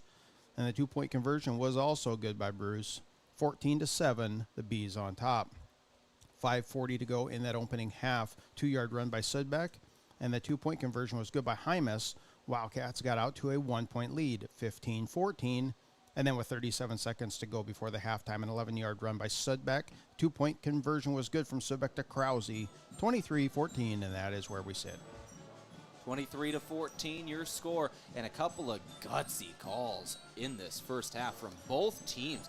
Bloomfield with 2 onside kicks to start the game. They recover the first one. The second one goes for Hartington-Newcastle. I believe that was the first scoring drive of the game as well. Gave Hartington-Newcastle a short field there, and they're able to take advantage of it, go down and get in the end zone for the first time. They then score 2 more times in the second quarter. Now the difference, as we talked about pretty much every week in 8-man football, those 2-point conversions, so important. Hartington-Newcastle is 3 of 3. They've gone for 2 twice, got them, and then they kicked an extra point as well. Missing one and making one is Bloomfield, so they're at 14 points. The spread is 9. That makes it a 2-possession game. Even if if Bloomfield comes out and they even up the touchdown total, they go and get in the end zone right away, and each team has 3, they're still going to be down by a possession. Even if they get their 2-point conversion, they'll still be down a point. It seems like you and I bring this up every week when we do 8-man football, and we always say, you know what, that team left a touchdown on the field. You have to get those. That is so critical in this 8-man game. Everybody thinks the touchdown is where it is. No, it's those 2-point conversions or the extra points. These close games, it really does come down to those quite a bit. It's a 2-possession game at the half. Hartington-Newcastle up by 9, 23-14. We'll take a break, come back, look at our halftime stats in a couple of minutes alongside Scott and Tehl. This is KYN TV. Moody Motors in Nyborough has some really nice trucks that are ready for immediate delivery. This is a really nice looking 2022 F-150 Lariat with only 23,000 miles, and it's on sale for $46,900. Check out this one owner 2024 F-150 with only 36,000 miles for $44,900. Also just in is the 2019 F-150 Platinum. These and so many more are found right here at Moody Motors in Nyborough. You're in the mood for mood. union people are my people. Dreaming big, keeping life simple. Saving smart, living free. At Explorers Credit Union, you're just like me. We chart new trails, we stand tall. Together we rise, together we call. Credit union people are my people, it's true. And I found my crew at Explorers CU. Federally insured by NCUA. Visit explorerscu.com to join the journey today. Mount Marty is committed to excellence in nursing. We really go the extra mile to care for our students as a whole person. My name is Crystal Diedrichsen. I am an associate professor of nursing at Mount Marty. As a Catholic Benedictine university, we can incorporate God and prayer in our regular classwork and interactions with students. And in addition to that, we care about the students in other aspects of their lives. Start your journey at mountmarty.edu. From sunup to well after sundown, the life of a farmer is a matter of choices, and you have the choice to make the right decisions for your operation to succeed. The power is in your hands. At Security Bank, our lenders recognize the need to better understand your numbers and come up with a plan to keep your operation moving forward. You make the decisions. We make the tools to make those decisions easier. Security Bank, the right choice for the future of your operation. Equal housing lender, member FDIC. When it comes to Friday night football, teamwork makes the difference. And when it comes to your fields, trust Christensen Well and Irrigation, your local Ranky dealer. From wells and pumps to irrigation systems, Christensen Well has the experience and service you can count on to keep your operation running strong. This season, keep your crops in winning shape with the field leader in irrigation. Christensen Well and Irrigation in Hartington, a proud supporter of our area student athletes. Farmers, are you ready to maximize your success this season? At Top Crop, they've got you covered with unbeatable deals and top quality products. Take advantage of true 0% extended terms with no discount sacrificed. Get flat acre pricing on corn for unbeatable value. Keep your corn clean and strong with Viptera corn and plant the industry's leading E3 and Extend Flex soybeans for the best yields yet. Don't wait. Visit topcropinc.com or give them a call today. Top Crop, where you grow more.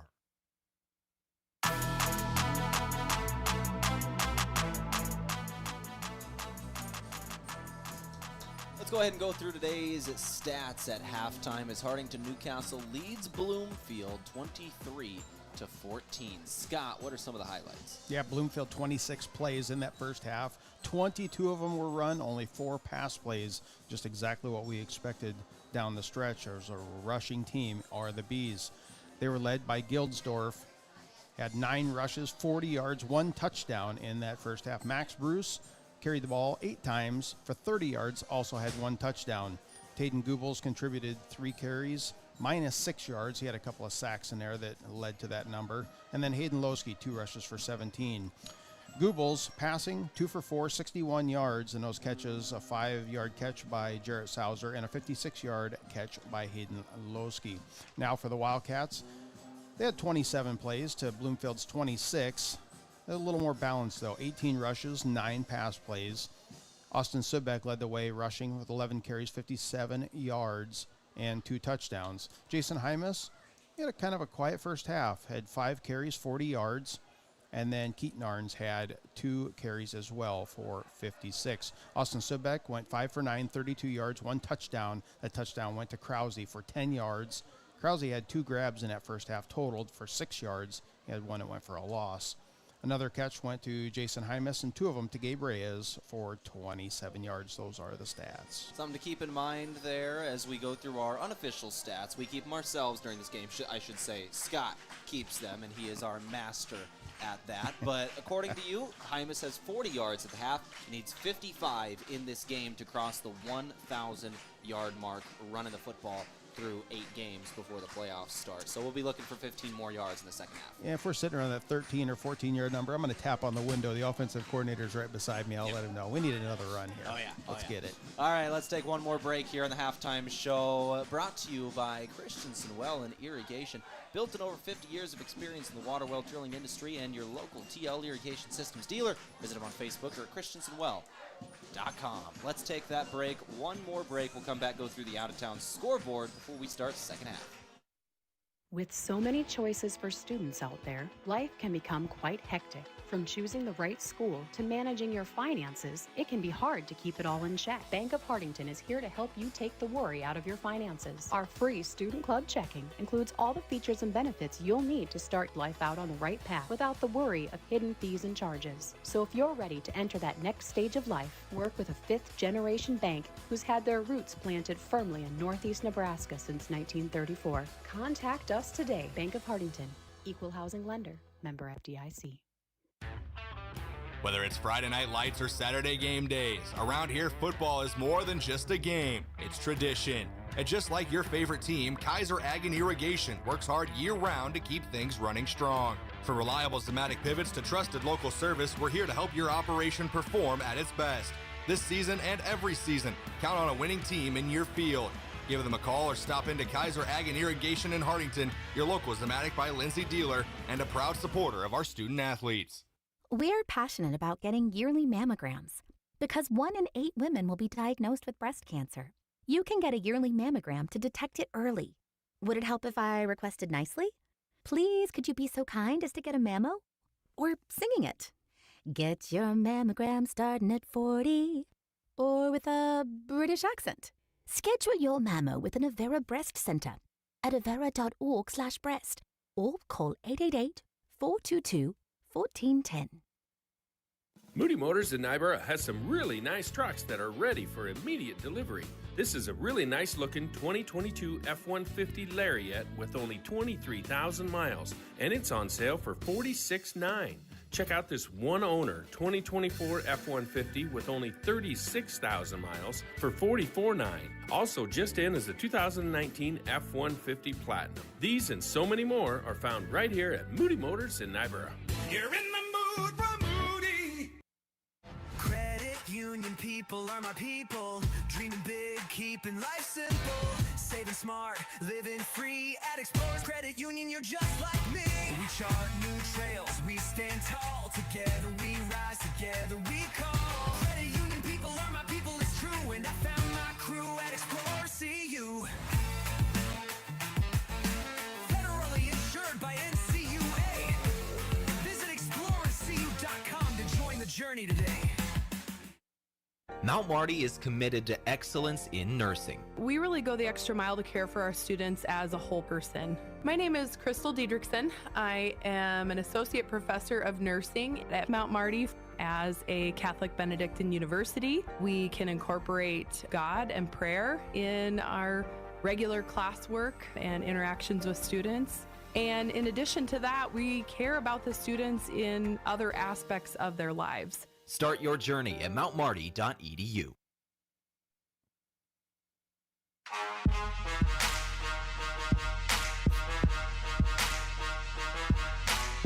All right, back here for the final time on the halftime show from Christians Well and Irrigation as we run through our out-of-town scoreboard, brought to you by the Bank of Hartington. Where other banks have their branches, Bank of Hartington has their roots. Let's go through other Class D1 scores. Summerland leads Elkhorn Valley in the second quarter, 14-6. East Butler over Centennial, 52-14 at half. High-scoring game there. Look for some more local teams. Plainview leads Lutheran High Northeast, 56-0. And that's about it for tonight. There's a lot of D1 games going to be happening tomorrow, and we'll be covering one.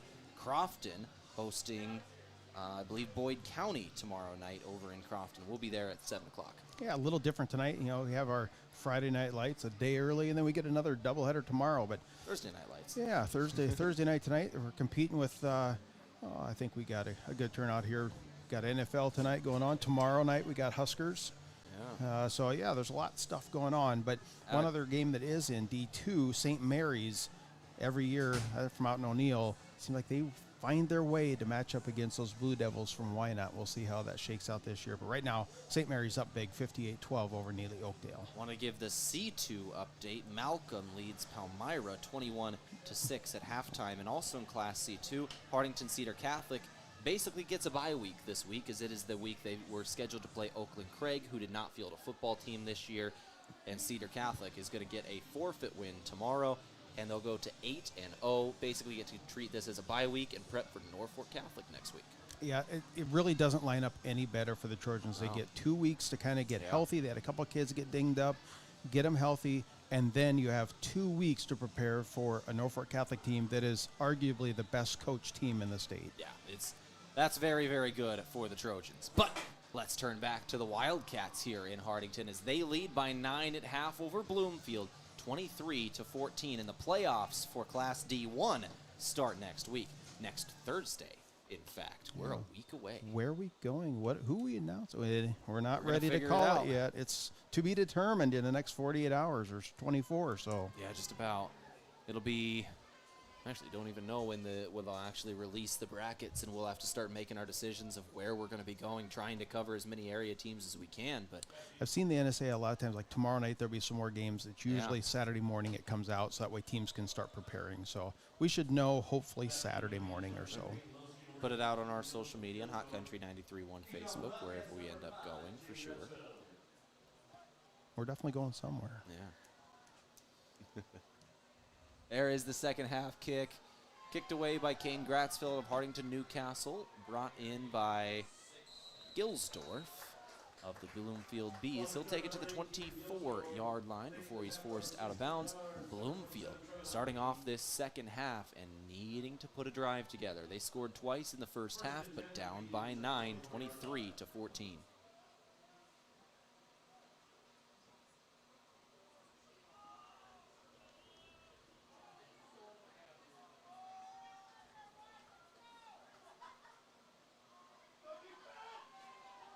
First and 10 for the Bees. I formation. They'll start off the second half.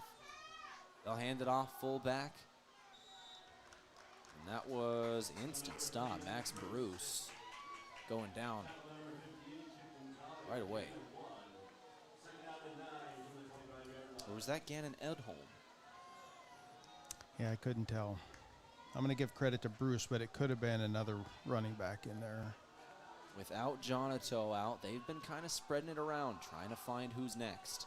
Brock Jonato not active tonight. Hopefully he'll be back for the playoffs. We have no word on him. But he is their leading rusher on the season, well over 1,000 yards on the year and 14 touchdowns, inactive tonight. Gain of 4 on the next play for the Bees, 11-10 on the clock. Third down, 3rd and 5. 11 minutes left in the third quarter. Bloomfield trailing here. High formation again. They'll snap, go back to throw. Goobles rolling to his left. Wakely's all over him, and he's going to get the sack. Ashton Wakely will end this drive. 4th down and very long. Heavy loss on the play of 9 yards. It's going to be 4th and 14.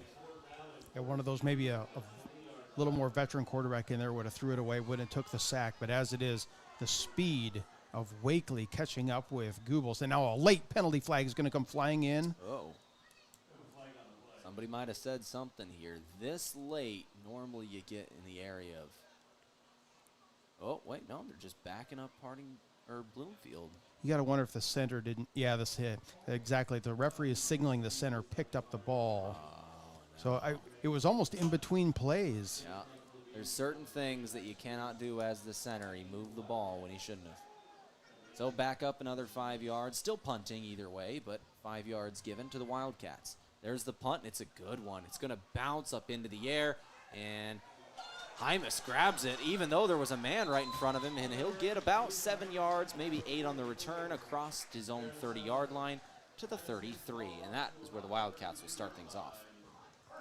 If I'm a head coach for Hartington-Newcastle, I might say, Mr. Hymas, let that one go. Poison, poison, poison, get away from it. Yeah, that was real close, especially there was a defender right in his face.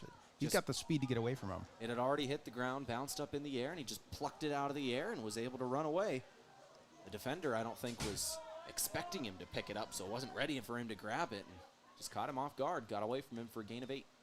All right, 1st and 10, Sudbeck looking to throw, and he's got a man. Downfield, open, caught, down to the 12-yard line, Mason Krause with the catch and run. all the way to the 12-yard line of Bloomfield already. 35-yard pass play. That's a great start for the Wildcats. 35 yards on first down to start the drive. Sudbeck with a good ball to Krause over the middle of the field. Krause had beat his man, had plenty of space. Krause's Nike's unofficial. I got him at like 6'8". I know he's getting some attention from some colleges. Interesting to see where this kid goes.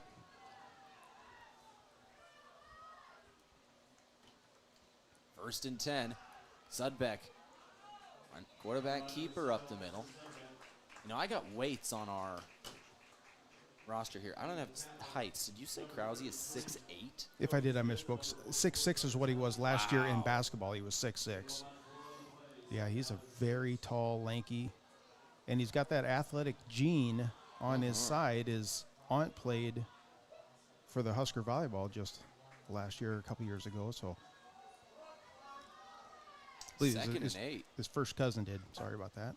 No, you're good. 2nd and 8. I love hearing about that stuff. And I think Austin Sudbeck did too. He just took it to the end zone while we were talking. 8:43 on the clock. Austin Sudbeck with a good run of about 9 yards for his third rushing touchdown of the game. The last one he threw it to Krause. Krause set up that score with a big play of 35 yards through the air. Sudbeck finishes it with his legs on the ground. Hartington-Newcastle now leads 29-14. Going for 2 again. They're throwing it. Tried Krause, but incomplete. No flags. Hartington-Newcastle crowd says the defender was early. No flag.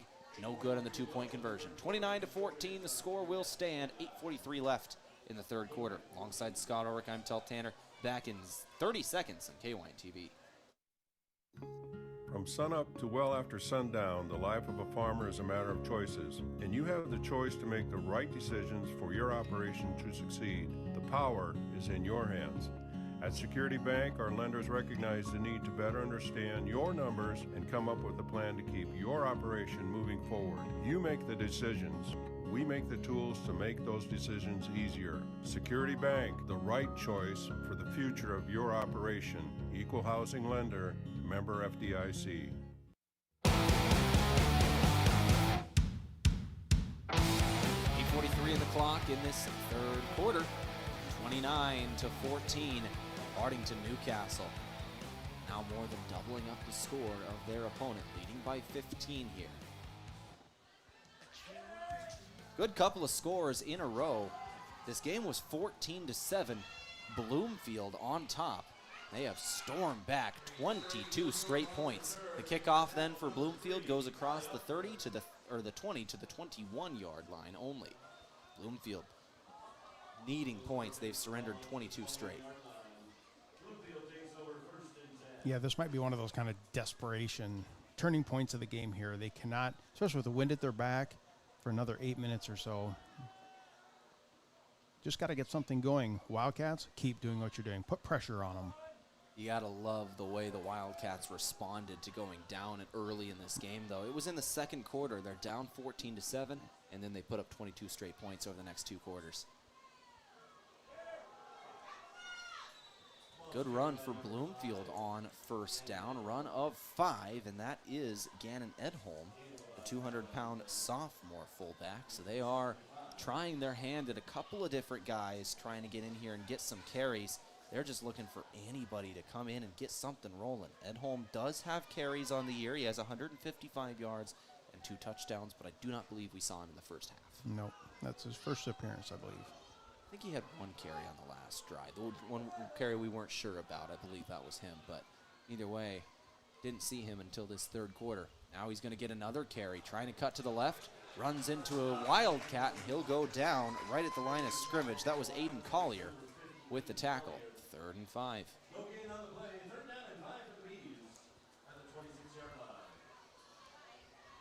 Dubbies, 7:40 on the clock in the third quarter. 29-14 score. Yeah, we announced a couple games over there last year. And yeah. I can't wait to look at the schedule. We are going back over there. It's a nice place to announce. Oh, yes. We'll head back over there again next year. Enjoyed that. called them versus Crofton last year, and that was one heck of a game. 3rd and 5. Ooh, heavy hit. Stopped. Doesn't look like they got anything on that one. That's big number 58, Kipton Collier, the sophomore, with a great hit. And a stoppage at the line of scrimmage. 4th down, Bees with 7 minutes to go in the 3rd, and it's punt time. Bees have done nothing but punt since their second score of the game. They scored, I believe it would have been their 4th possession of the game, and they have not scored since then. Wobbler on the kick. It's going to bounce past Hymas this time and takes a great bounce inside the 5. Just about as perfect of a kick as you can get, punting from your own 21-yard line, and you go all the way to the opposing 5 on an 80-yard field, but either way, a net punt of a little over 50 yards. Yeah, solid there. And Hymas just had to let that go. It wasn't a safe place to pick it up. And you mentioned we announced Crofton over in Bloomfield. That makes me think we announced this Wildcat team over in Bloomfield also last year. I believe was it on that Bloomfield site that King Gratzfeld hit that, what was it, a 78-yard. 77, 78-yard punt? Yeah, the wind was blowing out of the south at 90. Ugh. And he was in his own end zone, basically, and it just worked out. The numbers worked out. It was a good kick, and then it just one of those kept going. Oh, and man, that was crazy. 6:35 on the clock. Hartington-Newcastle is going to start this drive with a dangerous throw. They're throwing from their own end zone, setting up on their own 4-yard line. First off, the pass rush nearly got to Sudbeck. He had to just get rid of it. Threw to his outlet man and Hymas, and there was a defender right there. The pass was more to the defender than it was to Hymas. That was bad all around. We nearly saw a sack in the end zone for a safety. Then we nearly saw a possible interception on the 2-yard line. That was a rough first play. Hartington-Newcastle's got to calm down on their own goal line right now. I know your best plays are that wide receiver screen and then the end around, but dangerous when you're in your own end zone. And now we might have had a false start. Whistles blow. Who's this on? Offsides against Bloomfield. So that is a little bit of a help. It'll be 2nd and 5 now for the Wildcats, and you're out of the shadow of your own goal post. You're out nearly to your 10. You're at the 9-yard line. You have a little bit of space to work with now. You're not going to be in your own end zone operating your offense. And I'm looking at the far side there. Now they just adjusted it. The chain crew had it 3rd down, but now we are still 2nd down and 5. 2nd and 5, running up the middle, the quarterback Sudbeck, and he's got great blocking out in front of him, and he is down the field, but a flag is thrown, and this is going to be a blocking infraction on Hartington-Newcastle. This one's coming back. It was a great run of 15 yards. It was going to be 1st down yardage, but it's all coming back. If it's a spot foul holding, they could still possibly get a 1st down out of this. Well, they could get some yardage. It was well downfield, and it is holding on the offense, and judging by where the flag was thrown, yeah, they could get the yardage for a 1st down, and it looks like they will. Still get a 1st down, so it'll be 1st and 10, but the 15-yard run turns into a 5-yard run, but once again, 1st down yardage. It's one of those, feels weird. Yeah, we're getting penalized, but we're going to get a fresh set of downs. Still got positive yardage, and as you said, fresh set of downs. It's weird, but it happens. 6:17 on the clock here, 3rd quarter.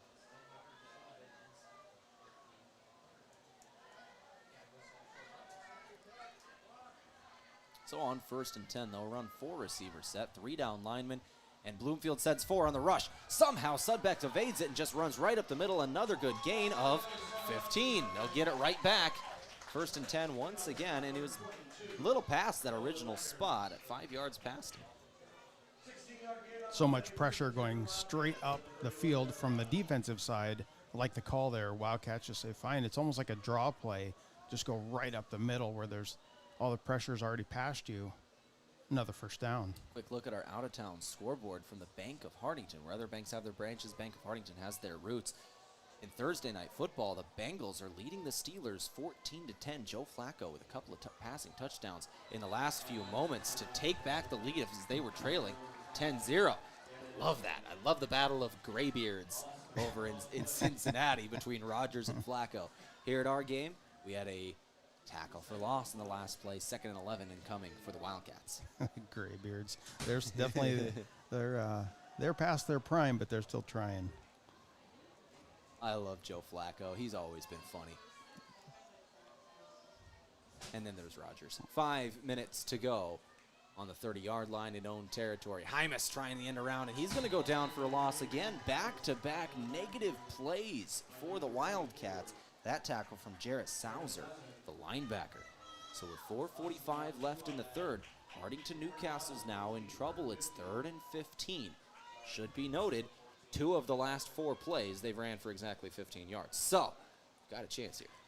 You got a chance. He's just saying there's a chance. I'm always saying there's a chance. The defense is kind of setting themselves up. They're in a 3-3 stack defense for Bloomfield, and they're kind of teeing off right now. They've been sending 4 quite a bit here, sending 1 linebacker on each side. This time they keep them both back, only 3, but they still nearly get to the quarterback. But a great play, nonetheless, delivers a great ball to Krause, who came across the field 3 yards shy of the first down line, caught the ball, and then took it across for another 5 yards. They gained, what did they gain, 20 there? On 3rd and 15, 4:11 on the clock. Hartington-Newcastle's drive continues. Krause's much improved from last year. Much better route running. I know he dropped one early, and then since then has just been rock solid catching that football.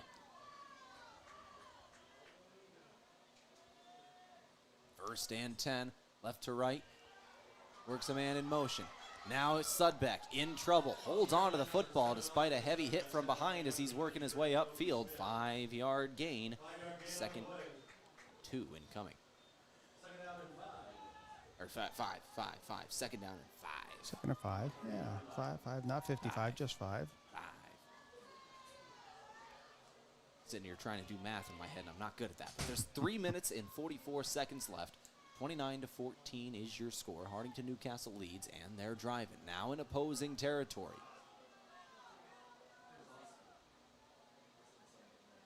Hartington-Newcastle football at the 30. In motion. Right to left is Arns. And it's going to be Sudbeck running it himself, and he's going to be short of the line, but I believe that was 2nd down. The down marker still says 3rd, but that was 2nd, correct? Yes. It should be 3rd down now incoming.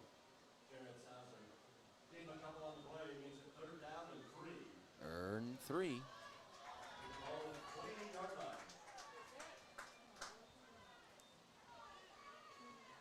Another one of those balls is at the, 27, 28? It's definitely 4 down. You're not going to punt it away from there. 28-yard line in opposing territory. You need the 25. 3rd and 3. Sudbeck empty set. 2 to the left, 1 to the right. Hymas now in motion. He'll line up in the pistol. 1 step behind the shoulder of his quarterback. They'll fake it to him. Sudbeck's got 1st down yardage on the read option, working off the right side of the line. Gain of 5 on 3rd and 3. 2:33 on the clock. Yeah, that's just great play calling. One of those fake the handoff to Hymas, and he gets taken out right away in the play. So a defender goes with him, and then it's just off to the races. Hymas has been carrying the load tonight in terms of carries. Can you give me the carry numbers? Sudbeck's been carrying the load. Austin Sudbeck unofficially got him. Did I say that? Yeah, Hymas. Oh, my bad. I messed up. Nope. We'll get him after this play here. It's first down here. Hymas going to take it to the outside. Hymas going to take it to the end zone. Go. There we go. We were just going to talk about how Hymas hasn't gotten a whole lot of work today. And not only does that play give him a touchdown, that should cross the 1,000 mark on the year for this junior as well. What a play from Jason Hymas from 20 yards out. Yeah, he needed 55 unofficially, and then this is through the entire game. And unofficially right now I have him as 58, so he is there. That should do it. Hymas, 1,000 yards on the season on that touchdown, which is also a 2-point conversion is no good for Hartington-Newcastle. That is also his 17th rushing touchdown of the year. A great moment for him, and Hartington-Newcastle leads 35-14. Jason Hymas across the 1,000-yard mark on the season. What a season for that young player. We'll take a break here. We'll come back, talk a little more about it in 30 seconds on KYN TV. Irrigation, who needs it? After this wet summer, maybe that thought has crossed your mind. Every growing year is different. Christensen Well and Irrigation wants to help you prepare for the seasons ahead. They recommend pulling your irrigation pump if it's been in the ground 20 years or more. Assessing your pump during the fall and winter avoids breakdowns during the growing season. Call 402-254-6809 or visit christensenwell.com. Christensen Well and Irrigation of Hartington and Wakefield is a certified Renke Irrigation Systems dealer.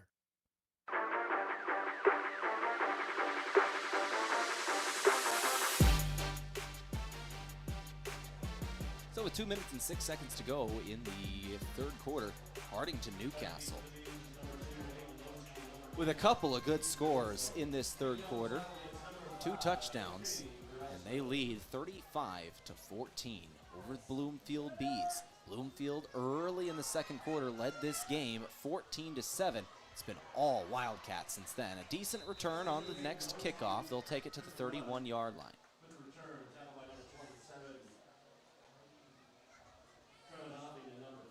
Two minutes to go in this third. So what a play there from Hymas. Yeah, Hymas ended up, he's got 7 carries so far, 22 yards on that touchdown run. He's right around that 45 yards, 58 yards on the yardage total so far through this game. But 18 carries for Sudbeck. He leads the way, and he's knocking on the door of 100. Working off the left side of the line this time. Short gain, Keaton Gilsdorf. It's kind of been the story of this second and third quarter both for Bloomfield. Just gains of 1 or 2 yards and having a punt after 3 plays. See if they can break that streak. They really need to. It's getting into crunch time. 35-14 your score. Now leading by north of 20. Gilsdorf, 12 carries. I got him for 1 carry in double digits. The rest of them are all single-digit runs. And a miscommunication on the next play. 2 Bs run into each other, and they're going to be taken down for a yard loss. It's 3rd and 9. Bloomfield struggling here. After a decent start to the game, they came out with a little momentum, and Hartington-Newcastle kind of settled in. Yeah, played their kind of football, aggressive defense. They're passing it a little more than I've seen them pass, but it's been effective.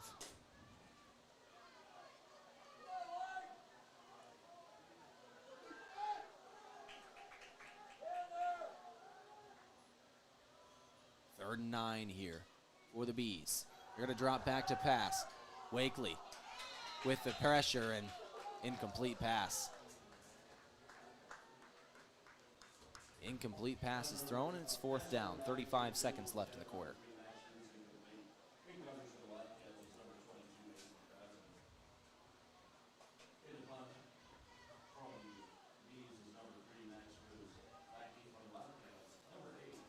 Seconds left here in this third quarter. 35-14. Wildcats are going to get the ball back after an incompletion on 4th. Wakely once again with the pressure. He's been getting good pressure all season long. And a decent punt once again. Hymas going to bring it in at the 10-yard line to stop the bouncing, but he'll only get to about the 13. Well, what he did was pick up the bouncing football, that oblong shape that was going down the field, and solid chance. Stopped it from pinning him back deep again. Flag on the play. Yeah, and this one's going to pin him back deep anyway, so Wildcats are going backwards. Wildcats going backwards again.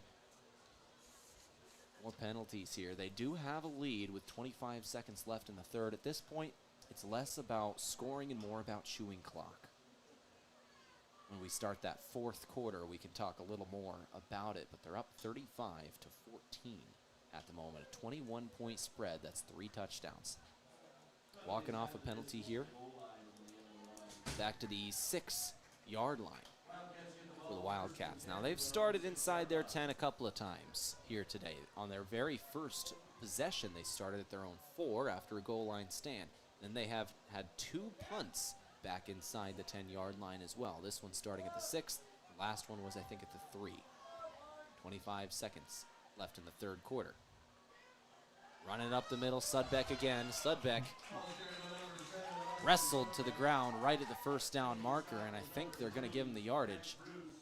1st and 10 Wildcats. The clock stops as the chains move.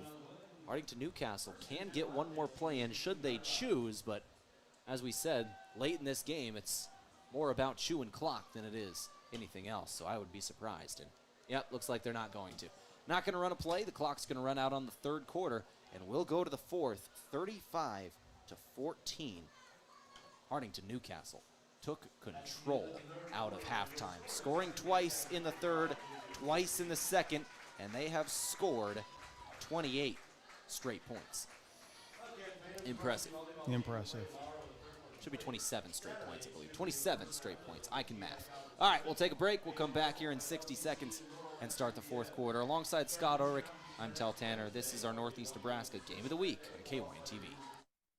Farmers, are you ready to maximize your success this season?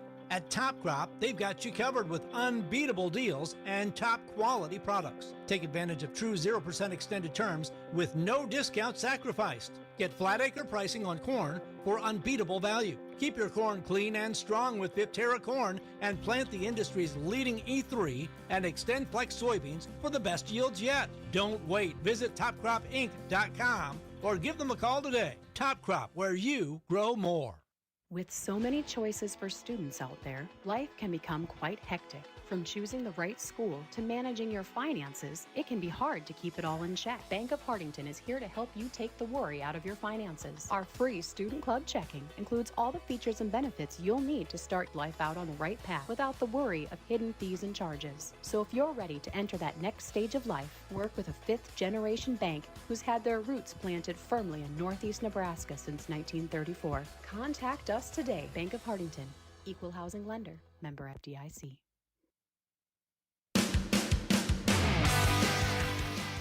We start the final stanza here on KYN TV. Alongside Scott Ulrich, I'm Tehl Tanner for our Northeast Nebraska Game of the Week. Hartington-Newcastle leading over Bloomfield by 21 points as we start the fourth, 35-14. And it has been 27 straight points for Hartington-Newcastle. They trailed in the second quarter, 14-7. Now in full control of this and a chance to get their 6th win of the season going into the playoffs, Scott. Yeah, right now they're playing a little game of keep away. I only have 6 or 7 plays in that third quarter for Bloomfield, and the Wildcats are having much more opportunities. Oh, we start off the fourth quarter with a long pass. Hymas down the field, all alone, touchdown, 59 yards. 11:09 on the clock, 59-yard touchdown, catch and run, Jason Hymas. Wow, that is how you start the fourth. And Hartington-Newcastle maybe just sealed this game. They go up 4 possessions in the fourth quarter. Yeah, we're getting to the point where we might have a talk about the mercy rule. Should be 27 points is the spread at the moment, if I can math. Yep, make Going it 28, so it'll be one more touchdown after this. Yep, if he makes going for one. It's Gratzfeld. Kick is up, and it is good. 42-14 your score, 11:09 on the clock. A 59-yard touchdown catch and run. Jason Hymas. Alongside Scott Ulrich, I'm Tehl Tanner. You're listening to Hartington-Newcastle football. They're leading over the Bloomfield Bees on KYN TV. Whether it's Friday night lights or Saturday game days, around here football is more than just a game. It's tradition. And just like your favorite team, Kaiser Ag and Irrigation works hard year-round to keep things running strong. From reliable Zematic pivots to trusted local service, we're here to help your operation perform at its best. This season and every season, count on a winning team in your field.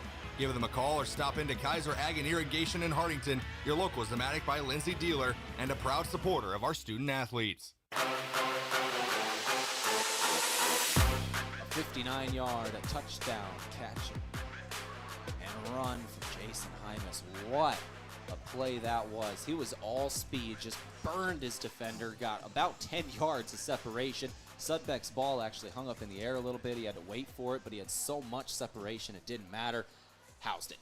That was beautiful. beautiful play as I'm sitting there talking. I could see it playing out. I'm like, oh, he's going to do it. You know, those noises were about exactly how I imagine you sounding when big plays are happening. Just, yeah, he's got it. That one. No noise there. That one went in the end zone on the kickoff. Yeah, kickoff through the end zone. That's a touchback from the 15-yard line. Bloomfield is going to start things off. Once again, 28 points is now the spread. 4 touchdowns, 4 extra points. 42-14, your score. We're 51 seconds into the fourth quarter, and that is all. So there is still some time, but Bloomfield really has got to pour on the scoring and lock down defensively if they're going to make a comeback. You got to credit Hartington-Newcastle and what they've done today as we see a run for no gain. The ball actually popped out late. Hartington-Newcastle, I think, was close to it, but ruled down. Loss of one, actually. Actually went backwards. It's 2nd and long. 2nd and 11 here with 10:50 on the clock. Hartington-Newcastle can hold defensively for the next 5-6 minutes. That would about do it for the game. Yeah, it would seal it up, especially one of those. We just haven't seen anything productive coming out of Bloomfield. They got to rush the ball. Their pass game isn't there. They have very limited ways where they can get big chunk plays and get back into this game. They have had 2 scoring drives in this game, one of them on a short field. The second one, they did come all the way down the field for it, but they have not been able to do anything with the football since then, and that was early in the second quarter. What time on the clock was that in the second quarter, their last score here, Scott? Bloomfield's last one, 8:14 mark. Yeah, and that was a 14-yard run by Bruce. So less than 4 minutes into that second quarter, and it's been a goose egg since then. You got to credit what Hartington-Newcastle has done. They went down 14-7 and then just woke up. 35 straight points.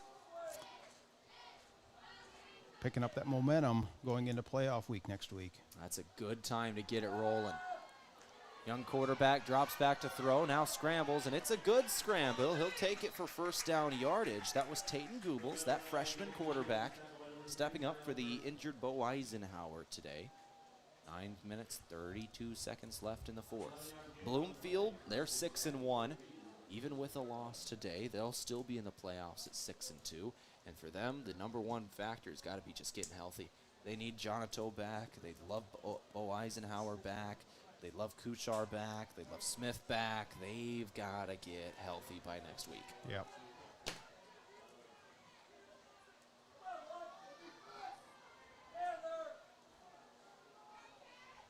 First and 10 Bs. We're going to run a quick pitch to the outside. This is Gilsdorf. Flags come in and a decent run for Gilsdorf. He'll take it for about 6, maybe 7 yards here, but flags coming in toward the tail end of that one. We'll see what we got here. Holding offense. Races that gain. I'll back him up. Where was the spot of the infraction, however? If it was at the spot of the tackle, which is looking like where they're walking it off, this might only be a net loss of 3 yards. It was 7 yards downfield. Yeah, it looks like. Remains first down. Looks like first and 13 from about the 22-yard line.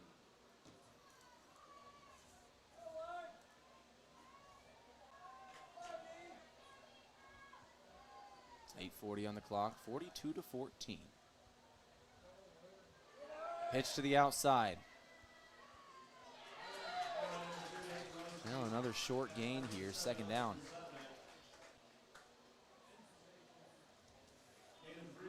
That was Lowski. Not Lowski there. Go back to the original line of scrimmage. 8:15 to go.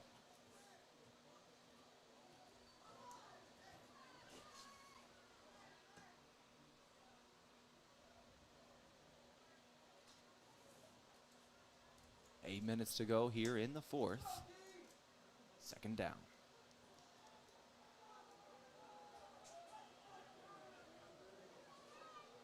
If this score stands, it'd be a great win for Hartington-Newcastle. We kind of talked about their season to this point. You kind of play who's on the schedule, but the schedule hasn't been the heaviest as we have a deep throw here. Sudbeck in coverage. Flags everywhere. Oh, he was way early. we're going to get pass interference. First down and 15 yards incoming for the Bloomfield Bees. But back to the situation here at hand. For Hartington-Newcastle, once again, kind of a lighter schedule in terms of what they've had. Once again, their wins on the season, they've got 5 wins to this point, but the record of the opponents they've beat is 3-29, so in terms of seed points in the playoffs, it doesn't do a massive amount. So even though they're 5-2, I think they're somewhere around 22, 23 in seed points. But this is going to be a good one. Bloomfield is 6-1. If this score stands, if they're able to pull this off, which the score being 42-14, this is going to be a good one. Would it be enough to get them in the top 16 and possibly host in the first round? That's where the question is that we're going to find out. And a lot of that depends on tomorrow night's games as well. Back to throw here, rolling to his left. That young freshman quarterback in Goobles throws downfield, out of bounds. Second down after the incompletion. Just got rid of that one. 7:32 on the clock here in the fourth. Yeah, the power right at midfield. The PowerPoint calculator, it doesn't know of the injuries that are taking place on Bloomfield's side. All it knows is they are right at almost a top 10 team in the state. So it also takes into account the score difference. So the Wildcats, it's not a blowout, but they're dominating on the scoreboard. All that gets factored in, and it's looking very good for the Wildcats.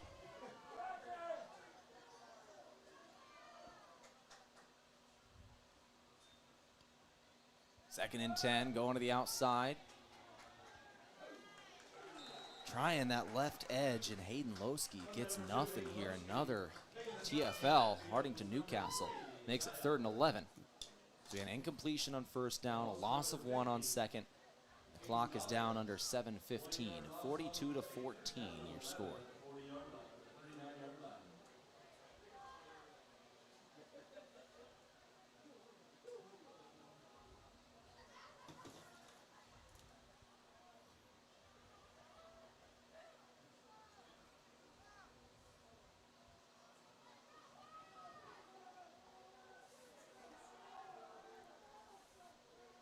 Third and 11.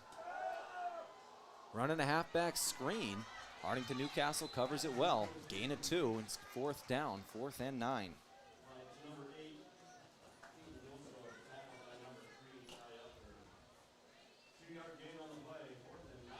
Fourth and 9. So they are in positive territory at the 39-yard line of the Hartington-Newcastle Wildcats, and certainly, obviously, in a situation where you kind of have no choice. 6:16 on the clock, 42-14. Gonna go for it here. See what they draw up here on 4th and 9.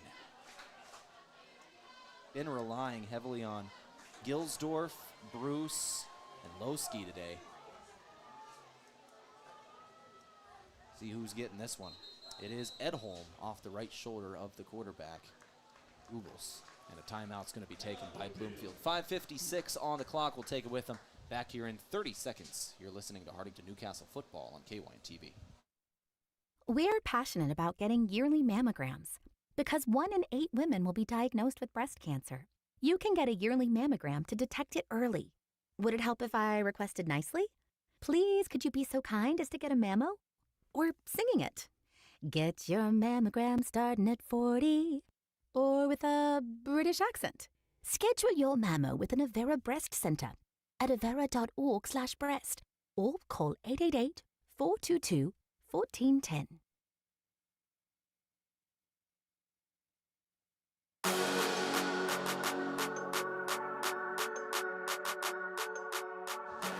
So 5 minutes and 56 seconds left in this ball game, and coming down to the 4th and 9, we're about to see Bloomfield trailing 42-14. We've seen miracles before, but it's got to happen right now. 4th and 9, got to convert. Shotgun set. Here's the snack. Goobles looking to his left. Now takes off, trying to run with it, and he's going to go down. Sack. Wakely was there. Looks like Collier was there. Aiden Collier, Ashton Wakely combine for the sack, and that is a turnover on downs with 5:50 to go and a 42-14 ball game. That should about do it here, Scott. Hartington-Newcastle's getting the ball back. Yep, let's do a bunch of running plays here, drag the clock out a little bit, and close this game out. Wildcats are in perfect position to move on down and get some momentum and great points going into next week's playoff games. We can start taking a look at those seed points and see who's ahead of Hartington-Newcastle for a kind of a rooting for and against list for Hartington-Newcastle fans of who you want to see win and who you don't next week. As this week, as Sudbeck takes a long one down the field. He'll go to the 11-yard line. Long run for Sudbeck right from midfield. He'll take it for 29 yards. 5:42 to go. Well, nobody told the players they're supposed to have a long drive. He wanted to get in the end zone there. I don't blame him. Just keep pushing. Sudbeck, a junior. Quarterback has carried the load here tonight for sure. He's got to be approaching nearly 25 carries in the ball game. Where's he at? For Sudbeck, yeah, he's 21. That was his 21st carry. 21st, yeah. Huh. That was his longest rush of the night also. Sudbeck with 5'10", takes the next snap, and he'll give to Hymas. Hymas bobbled that handoff for a second, but he is able to get a hold of it, He is able to get a hold of it and rumble for 3. So 2nd and 7 from the 8-yard line. They can get a first down at the 1, can the Wildcats. 7 from the 8-yard line.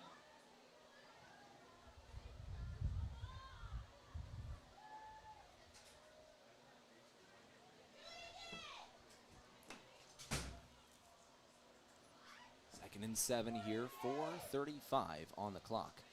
From the 8-yard line in opposing territory.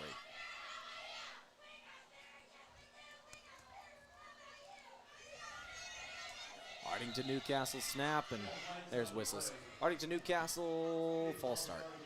On the offense, they'll back them up 5. We'll do 2nd and 12.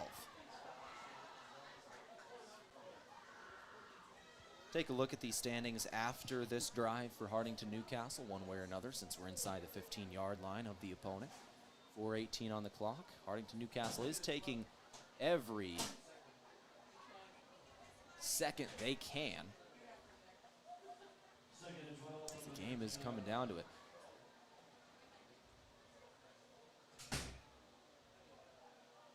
Final 4 minutes. Second down here for the Wildcats. Backed up after the false start. They're going to fake to Hymas. Sudbeck keeping it going up off his left guard. Get back to where they just were. Gain of 5.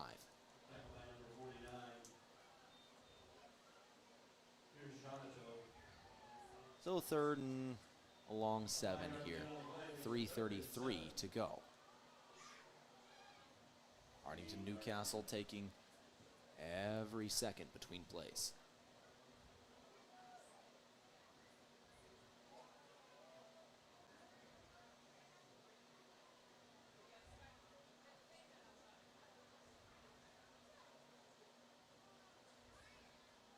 Hartington-Newcastle in the shotgun. They'll give to Hymas. Nope, fake to Hymas. Sudbeck keeps it himself, and he'll be into the end zone again. 3:03 on the clock. A 9-yard touchdown run for Austin Sudbeck.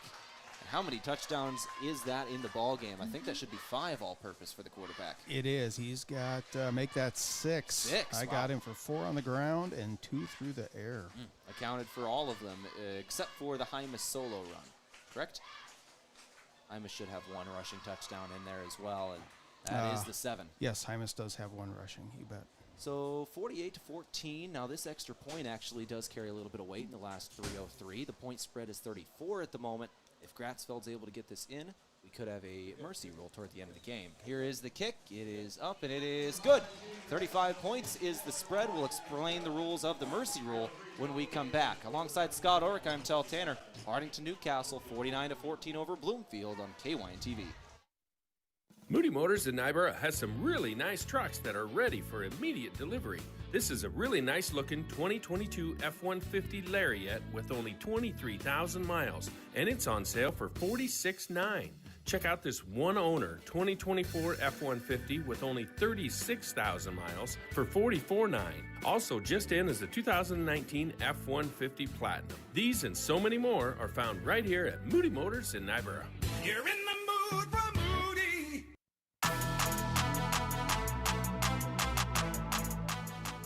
All right, right, 3:03 on the clock here in the fourth quarter. Another Hartington-Newcastle touchdown will make the lead 49-14 and a 35-point spread. So something I did not think we were going to see tonight is the mercy rule here between Hartington-Newcastle and Bloomfield. That 35-point rule is going to be in effect after this kickoff. Ratsfeld puts the foot to the football, and it is through the back of the end zone. So the mercy rule here going to be in effect. And what that basically means is we have a running clock. So the clock will only stop on timeouts, touchdowns, and official stoppages of play, things like injuries and things like that for the officials. So that clock, we're going to have it running through the final 3:03. So this is going to go pretty quick here, Scott, as Bloomfield takes the field. Let's go over that kind of route for against list here for Hartington-Newcastle fans. This is what you need to see in order for Hartington-Newcastle to get up in that top 16 and potentially host in the first round. They are currently in the 24 spot, but this win over Bloomfield, who is 6-1 and currently in 12th in terms of seed points, is going to help a lot, as we have a first down run that goes for about 5 for the Bloomfield Bees. So right ahead of Hartington-Newcastle here is David City, Summerland, Perkins County, Johnson County Central, North Platte, St. Patrick, Sutton, East Butler as well. Those are the teams that are just ahead of Hartington-Newcastle in terms of seed points, and it's less than a point.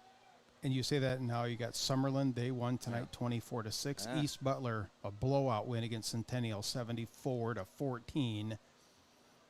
Those things are bad for Hartington-Newcastle's hosting chances. And Johnson County Central, that's right in there as well. They won by default tonight just as a forfeit. So so far it's lining up. The teams that need to lose are not. There's still a few to go. Still a few to go, but tough start. 2nd and 5. Good run once again for the Bloomfield Bees. First down yardage, a run of 8 here on 2nd down. Looks like that was Keaton Gilsdorf running that football, and we're under 2 minutes to play here, Scott. So yeah, Hartington-Newcastle gonna be in. It's just a matter of where they go at this point. We're gonna have that probably on Saturday, you think? Saturday, Sunday? Yeah, we should know that Saturday morning. The NSA tries to get it out even late Friday night sometimes, but definitely first thing Saturday morning we will know. Get that out to you so we can, and by then we're going to know where we're going as well. 1st and 10, Bloomfield. 1:20 to go, fumble, ball's on the ground, picked up. Bloomfield's got it still. Little scamper from the quarterback, and the fumbled exchange on the snap from Goobles. He'll take it for 2. Bloomfield needs to snap it one more time, and then they could choose to end this ball game. But this was a good win for Hartington-Newcastle. Give them some momentum. They got their offense really rolling. What'd they end up with? 42 straight points, 42 unanswered to end this ball game. Yeah, it's one of those. This is the first game of the year that we've kind of had this mindset. You need this win. You really do. You cannot take a loss and then just take, going in 30th position going into the playoffs next week. They needed this win, and they definitely earned it. So what could potentially be the final play of the game? Another good run for Bloomfield. Take it for 10. That's a young man running hard here in the final moments. That was Keegan Gilsdorf, I believe. Yeah, Keegan Gilsdorf out there running that football. Good gain of 10. And that should do it for the ball game. 8 seconds left. Bloomfield looks like they're not going to snap it, and that will in fact do it. 49-14 is your final score. Hartington-Newcastle ends the regular season at 6-2. Bloomfield ends the regular season at 6-2. Both teams going to be in the Class D1 playoffs in this round of 32. We'll see what kind of happens here. Bloomfield currently ranked in the 12th spot. We'll see if they've done enough to host Hartington-Newcastle. We'll see what they've got.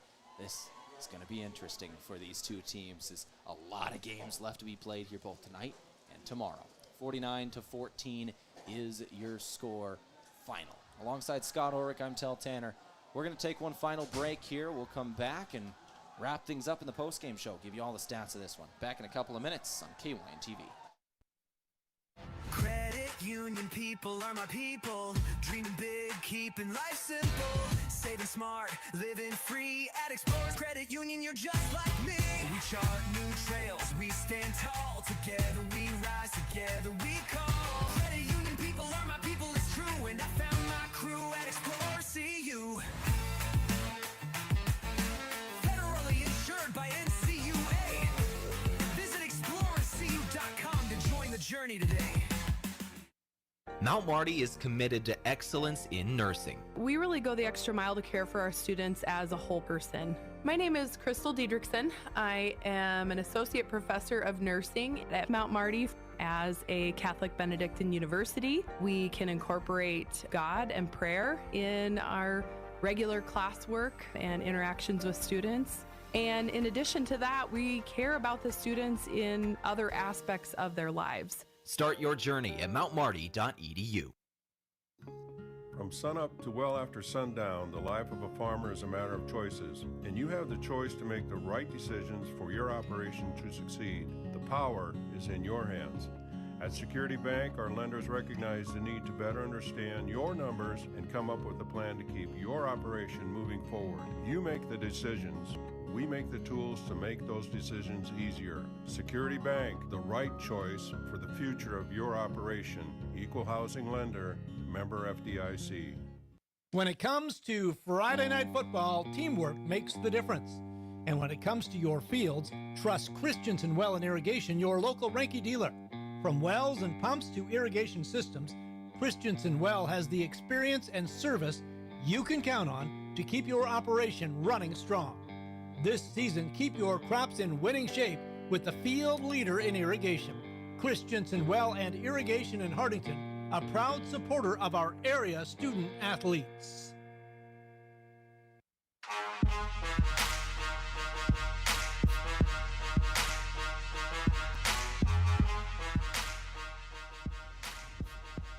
All right, back here in Hartington, Nebraska. I'm Tehl Tanner for KYN TV alongside Scott Ulrich tonight as we start our post-game show.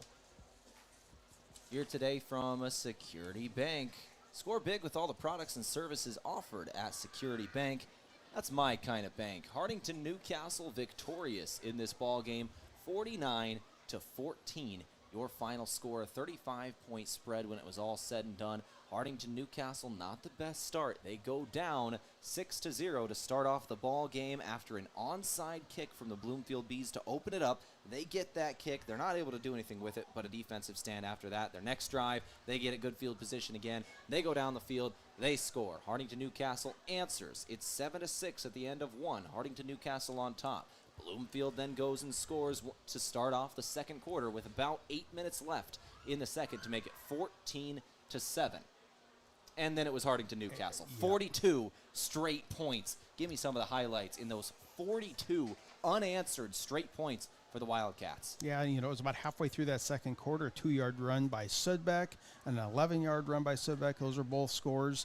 You get into the second half, Sudbeck for 8, Hymas for 22, and then a pass play from Sudbeck to Hymas for 59. It just kept going from there, and then we get into the fourth quarter, Sudbeck for 9-yard run. The extra points were good. Gratzfeld was solid kicking, went 3 for 3, if my notes are all correct. They missed a couple of the 2-point conversions, but I like having Gratzfeld in your hip pocket going into the postseason. Anytime you can put a 1 on there, it's critical. You see a lot. 8-man football is about the only group that you see go for 2 all the time, except the Philadelphia Eagles tried it for a year in there. But for the most part, and everybody else does the 1 point, so I like having that Gratzfeld option there if it need be. So those were the scoring plays from this ball game on the post-game show from Security Bank. Score big with all the products and services offered at Security Bank. That's my kind of bank. Let's go ahead and go through the stats of this ball game. Started off with Bloomfield here. Absolutely. Keaton Gilsdorf, he led the way, 15 carries, 56 yards, had 1 touchdown. Max Bruce, he only had about 26 carries on the season. He had 10 tonight, 33 yards, 1 touchdown as well. Dayton Goebbels, the freshman, he ended up with 7 carries, minus 2 yards. He had a bunch of sacks in there is what brought that down. Keegan Gilsdorf, I'm assuming it's a younger brother. He had 1 carry for 10 yards. Hayden Lowski, 4 carries for 17 yards. And Gannon Eldholm, had 3 carries for 4 yards. Dayton Goobels finished the night 3 for 8, 63 yards. No interceptions, no touchdowns. Those 3 catches, Jared Sauser, Hayden Losky, and Keaton Gildsdorf, respectively, went for 5, 56, and 2 yards each. Now for the Hartington-Newcastle Wildcats, they were led by Austin Sudbeck, 23 carries, 151 yards, and 4 touchdowns on the ground for the Wildcats. Jason Hymas, kind of a quiet night rushing. I've seen him carry for 25 carries as well on a night. Tonight, just 8 carries, 65 yards, and 1 touchdown on the ground. Had Keaton Arns, he had 2 carries, 56 yards. Sudbeck passing tonight, efficient, 8 for 13, 146 for 2 touchdowns. Those touchdowns went to Mason Krause for 10 yards and Jason Hymas for 59. Leading receiver tonight was Mason Krause.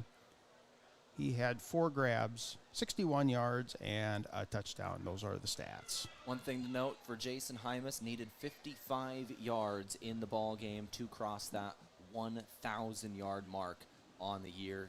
Scott, you just said you had him for about 65 yards there unofficially, but I trust you enough to say give you a 10-yard leeway there. He crossed the 1,000-yard mark tonight, and that is pretty special for the junior. That is super special. I played with his dad back years ago, and so I know this was quietly on his personal goal list, one of those kind of things. Kids always want to get over that number, and it's very difficult. And it's well done to him. He also scored his 17th rushing touchdown of the season tonight. Impressive. All right, so that's your post-game stats here on this one. We'll take a moment and roll through our out-of-town scoreboard once again. Here's, Scott, some of the other games going on in Class D1. Summerland defeated Elkhorn Valley today, 24-6. Summerland just ahead of Hartington-Newcastle in terms of seed points. So in terms of Hartington-Newcastle's moving up in the standings, not a great final for them. East Butler defeated Centennial today, 74-14. Similar story. They needed that. Johnson Brock leads Lord Central Catholic 28-22. That one is in the 4th quarter there. Looks like. And another one that affected the Wildcats, that Johnson County Central. Yeah. They won just by default. And Northeast Nebraska game here as well. Number 5, Plainview up huge on Lutheran High Northeast, 71-8. Wow. Class D2.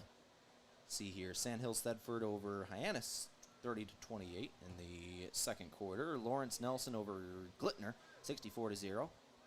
Hitchcock County, number 4, tied with unranked Cambridge, 14 apiece. 1 minute left in the 4th there. That's an interesting ball game. In Class C2, only one game tonight. Malcolm over Palmyra, 34-6 at halftime. Tomorrow, there's going to be a lot of action. We'll talk a little more about tomorrow's games tomorrow, but we can give you a preview of where we'll be, Scott. We're going to be over in Crofton, Nebraska, as Crofton is set to host Boyd County tomorrow evening. We will be there for that one. Crofton in seed points currently sitting at 7. They are 4th in the most recent coaches poll from Sunday, however. Coaches are pretty unanimous. Crofton is legit right at the moment in Class D1. We're going to see where they finish, but they've got Boyd County tomorrow. Very good game there, Boyd County. They were playing about 500 ball, but they were aiming better earlier in the season. We'll see how things keep trending there, but that is a very good team coming to town tomorrow. I expect, though, Crofton is going to be fully prepared. Oh, yeah. That's the last game before the playoffs. You want to come out and make a statement. For Boyd County, however, they've actually got a lot to play for tomorrow night. They are ranked 29th in seed points. They have 3 wins. They're on the cusp of not making it. But now, Crofton on the schedule, Crofton top 10 in seed points. A loss to them won't do a lot, but if all the teams around you end up winning this weekend, they might fall out. They've got a lot to play for tomorrow. They need to beat Crofton, so this is going to be a big game tomorrow at 7 o'clock. Basically what we're saying is you might see some onsides. Yeah. You're going to see something fun. Yeah, everything in the entire playbook is an option tomorrow for Boyd County. Yeah, it's not the time to hold anything back. It's time to go get down the field and score just as much as you can against a very good Crofton team. So we will be there at 7 o'clock tomorrow night. Scott, we got one more thing to talk about here this evening and give out our Avera Player of the Game, provided by Avera, moving health forward. There's a couple options here. The usual suspects, obviously Wakely on the defensive side of things was really making an impact. Aiden Collier was getting in there for a couple of sacks, and I loved seeing that from that junior. Hymas crosses the 1,000-yard mark on the ground this season, but Austin Sudbeck had 6 total touchdowns. That was impressive. Yeah, I counted for it. I got to shout Mason Krause as well. Had 5 targets tonight. He caught 4 of them. Solid, sure-handed there, was a tight end. But when you're 23 carries, 151 yards, 4 touchdowns, and then you're 8 for 13, 146, and 2 touchdowns, you are the Avera player of the game. Provided by Avera, moving health forward. And that is about going to do it for us here tonight. Scott, final score, 49-14, Hartington-Newcastle over Bloomfield. Any final thoughts in this game and what it kind of meant for Hartington-Newcastle leading them into the playoffs? Yep, this is an important one, as we've said several times, though. Bloomfield, I'm curious how they're going to respond in the first round. They are trending just a little bit the other direction tonight. But the Wildcats, everything is looking good. Players are celebrating down on the field. They will take this into a shortened week and play next Thursday. Again, we'll get that out here in about 48 hours. Yeah, we'll see where we're going to end up. We got decisions to make, as usual, of what we get to cover. There's only one broadcast we can do, and there's going to be so many good games. It's going to be fun. I love the playoffs in this area. There's so many good local teams. And you might be thinking, what do we have to decide? Well, there's only one of us next week going somewhere, and Tehl's tied up. We open up crossover season next week. Yeah, college basketball starts in the area next week, man. So Tehl is tied up, and I'll be going somewhere. But it's one of those. If there's a game that's halfway out to Wyoming, we're probably going to cover the other game. That's kind of how we decide things, sort of. There's a little bit more goes into it. Yeah, we'll see what goes on there, and we'll talk about it a little bit more tomorrow night. Crofton hosting Boyd County. We'll go live at 6:45 as usual, 7 o'clock kickoff. Scott Ulrich and I will be there for that one. Thanks to Ayanna Becker back at the studio for holding things down for us. Did a great job tonight. For Scott Ulrich, I've been Tehl Tanner. Hartington-Newcastle wins. They finish 6-2 on the season. A 49-14 win, propelling them with momentum into the playoffs. This has been our Northeast Nebraska Game of the Week on KYN TV. Good night, everybody.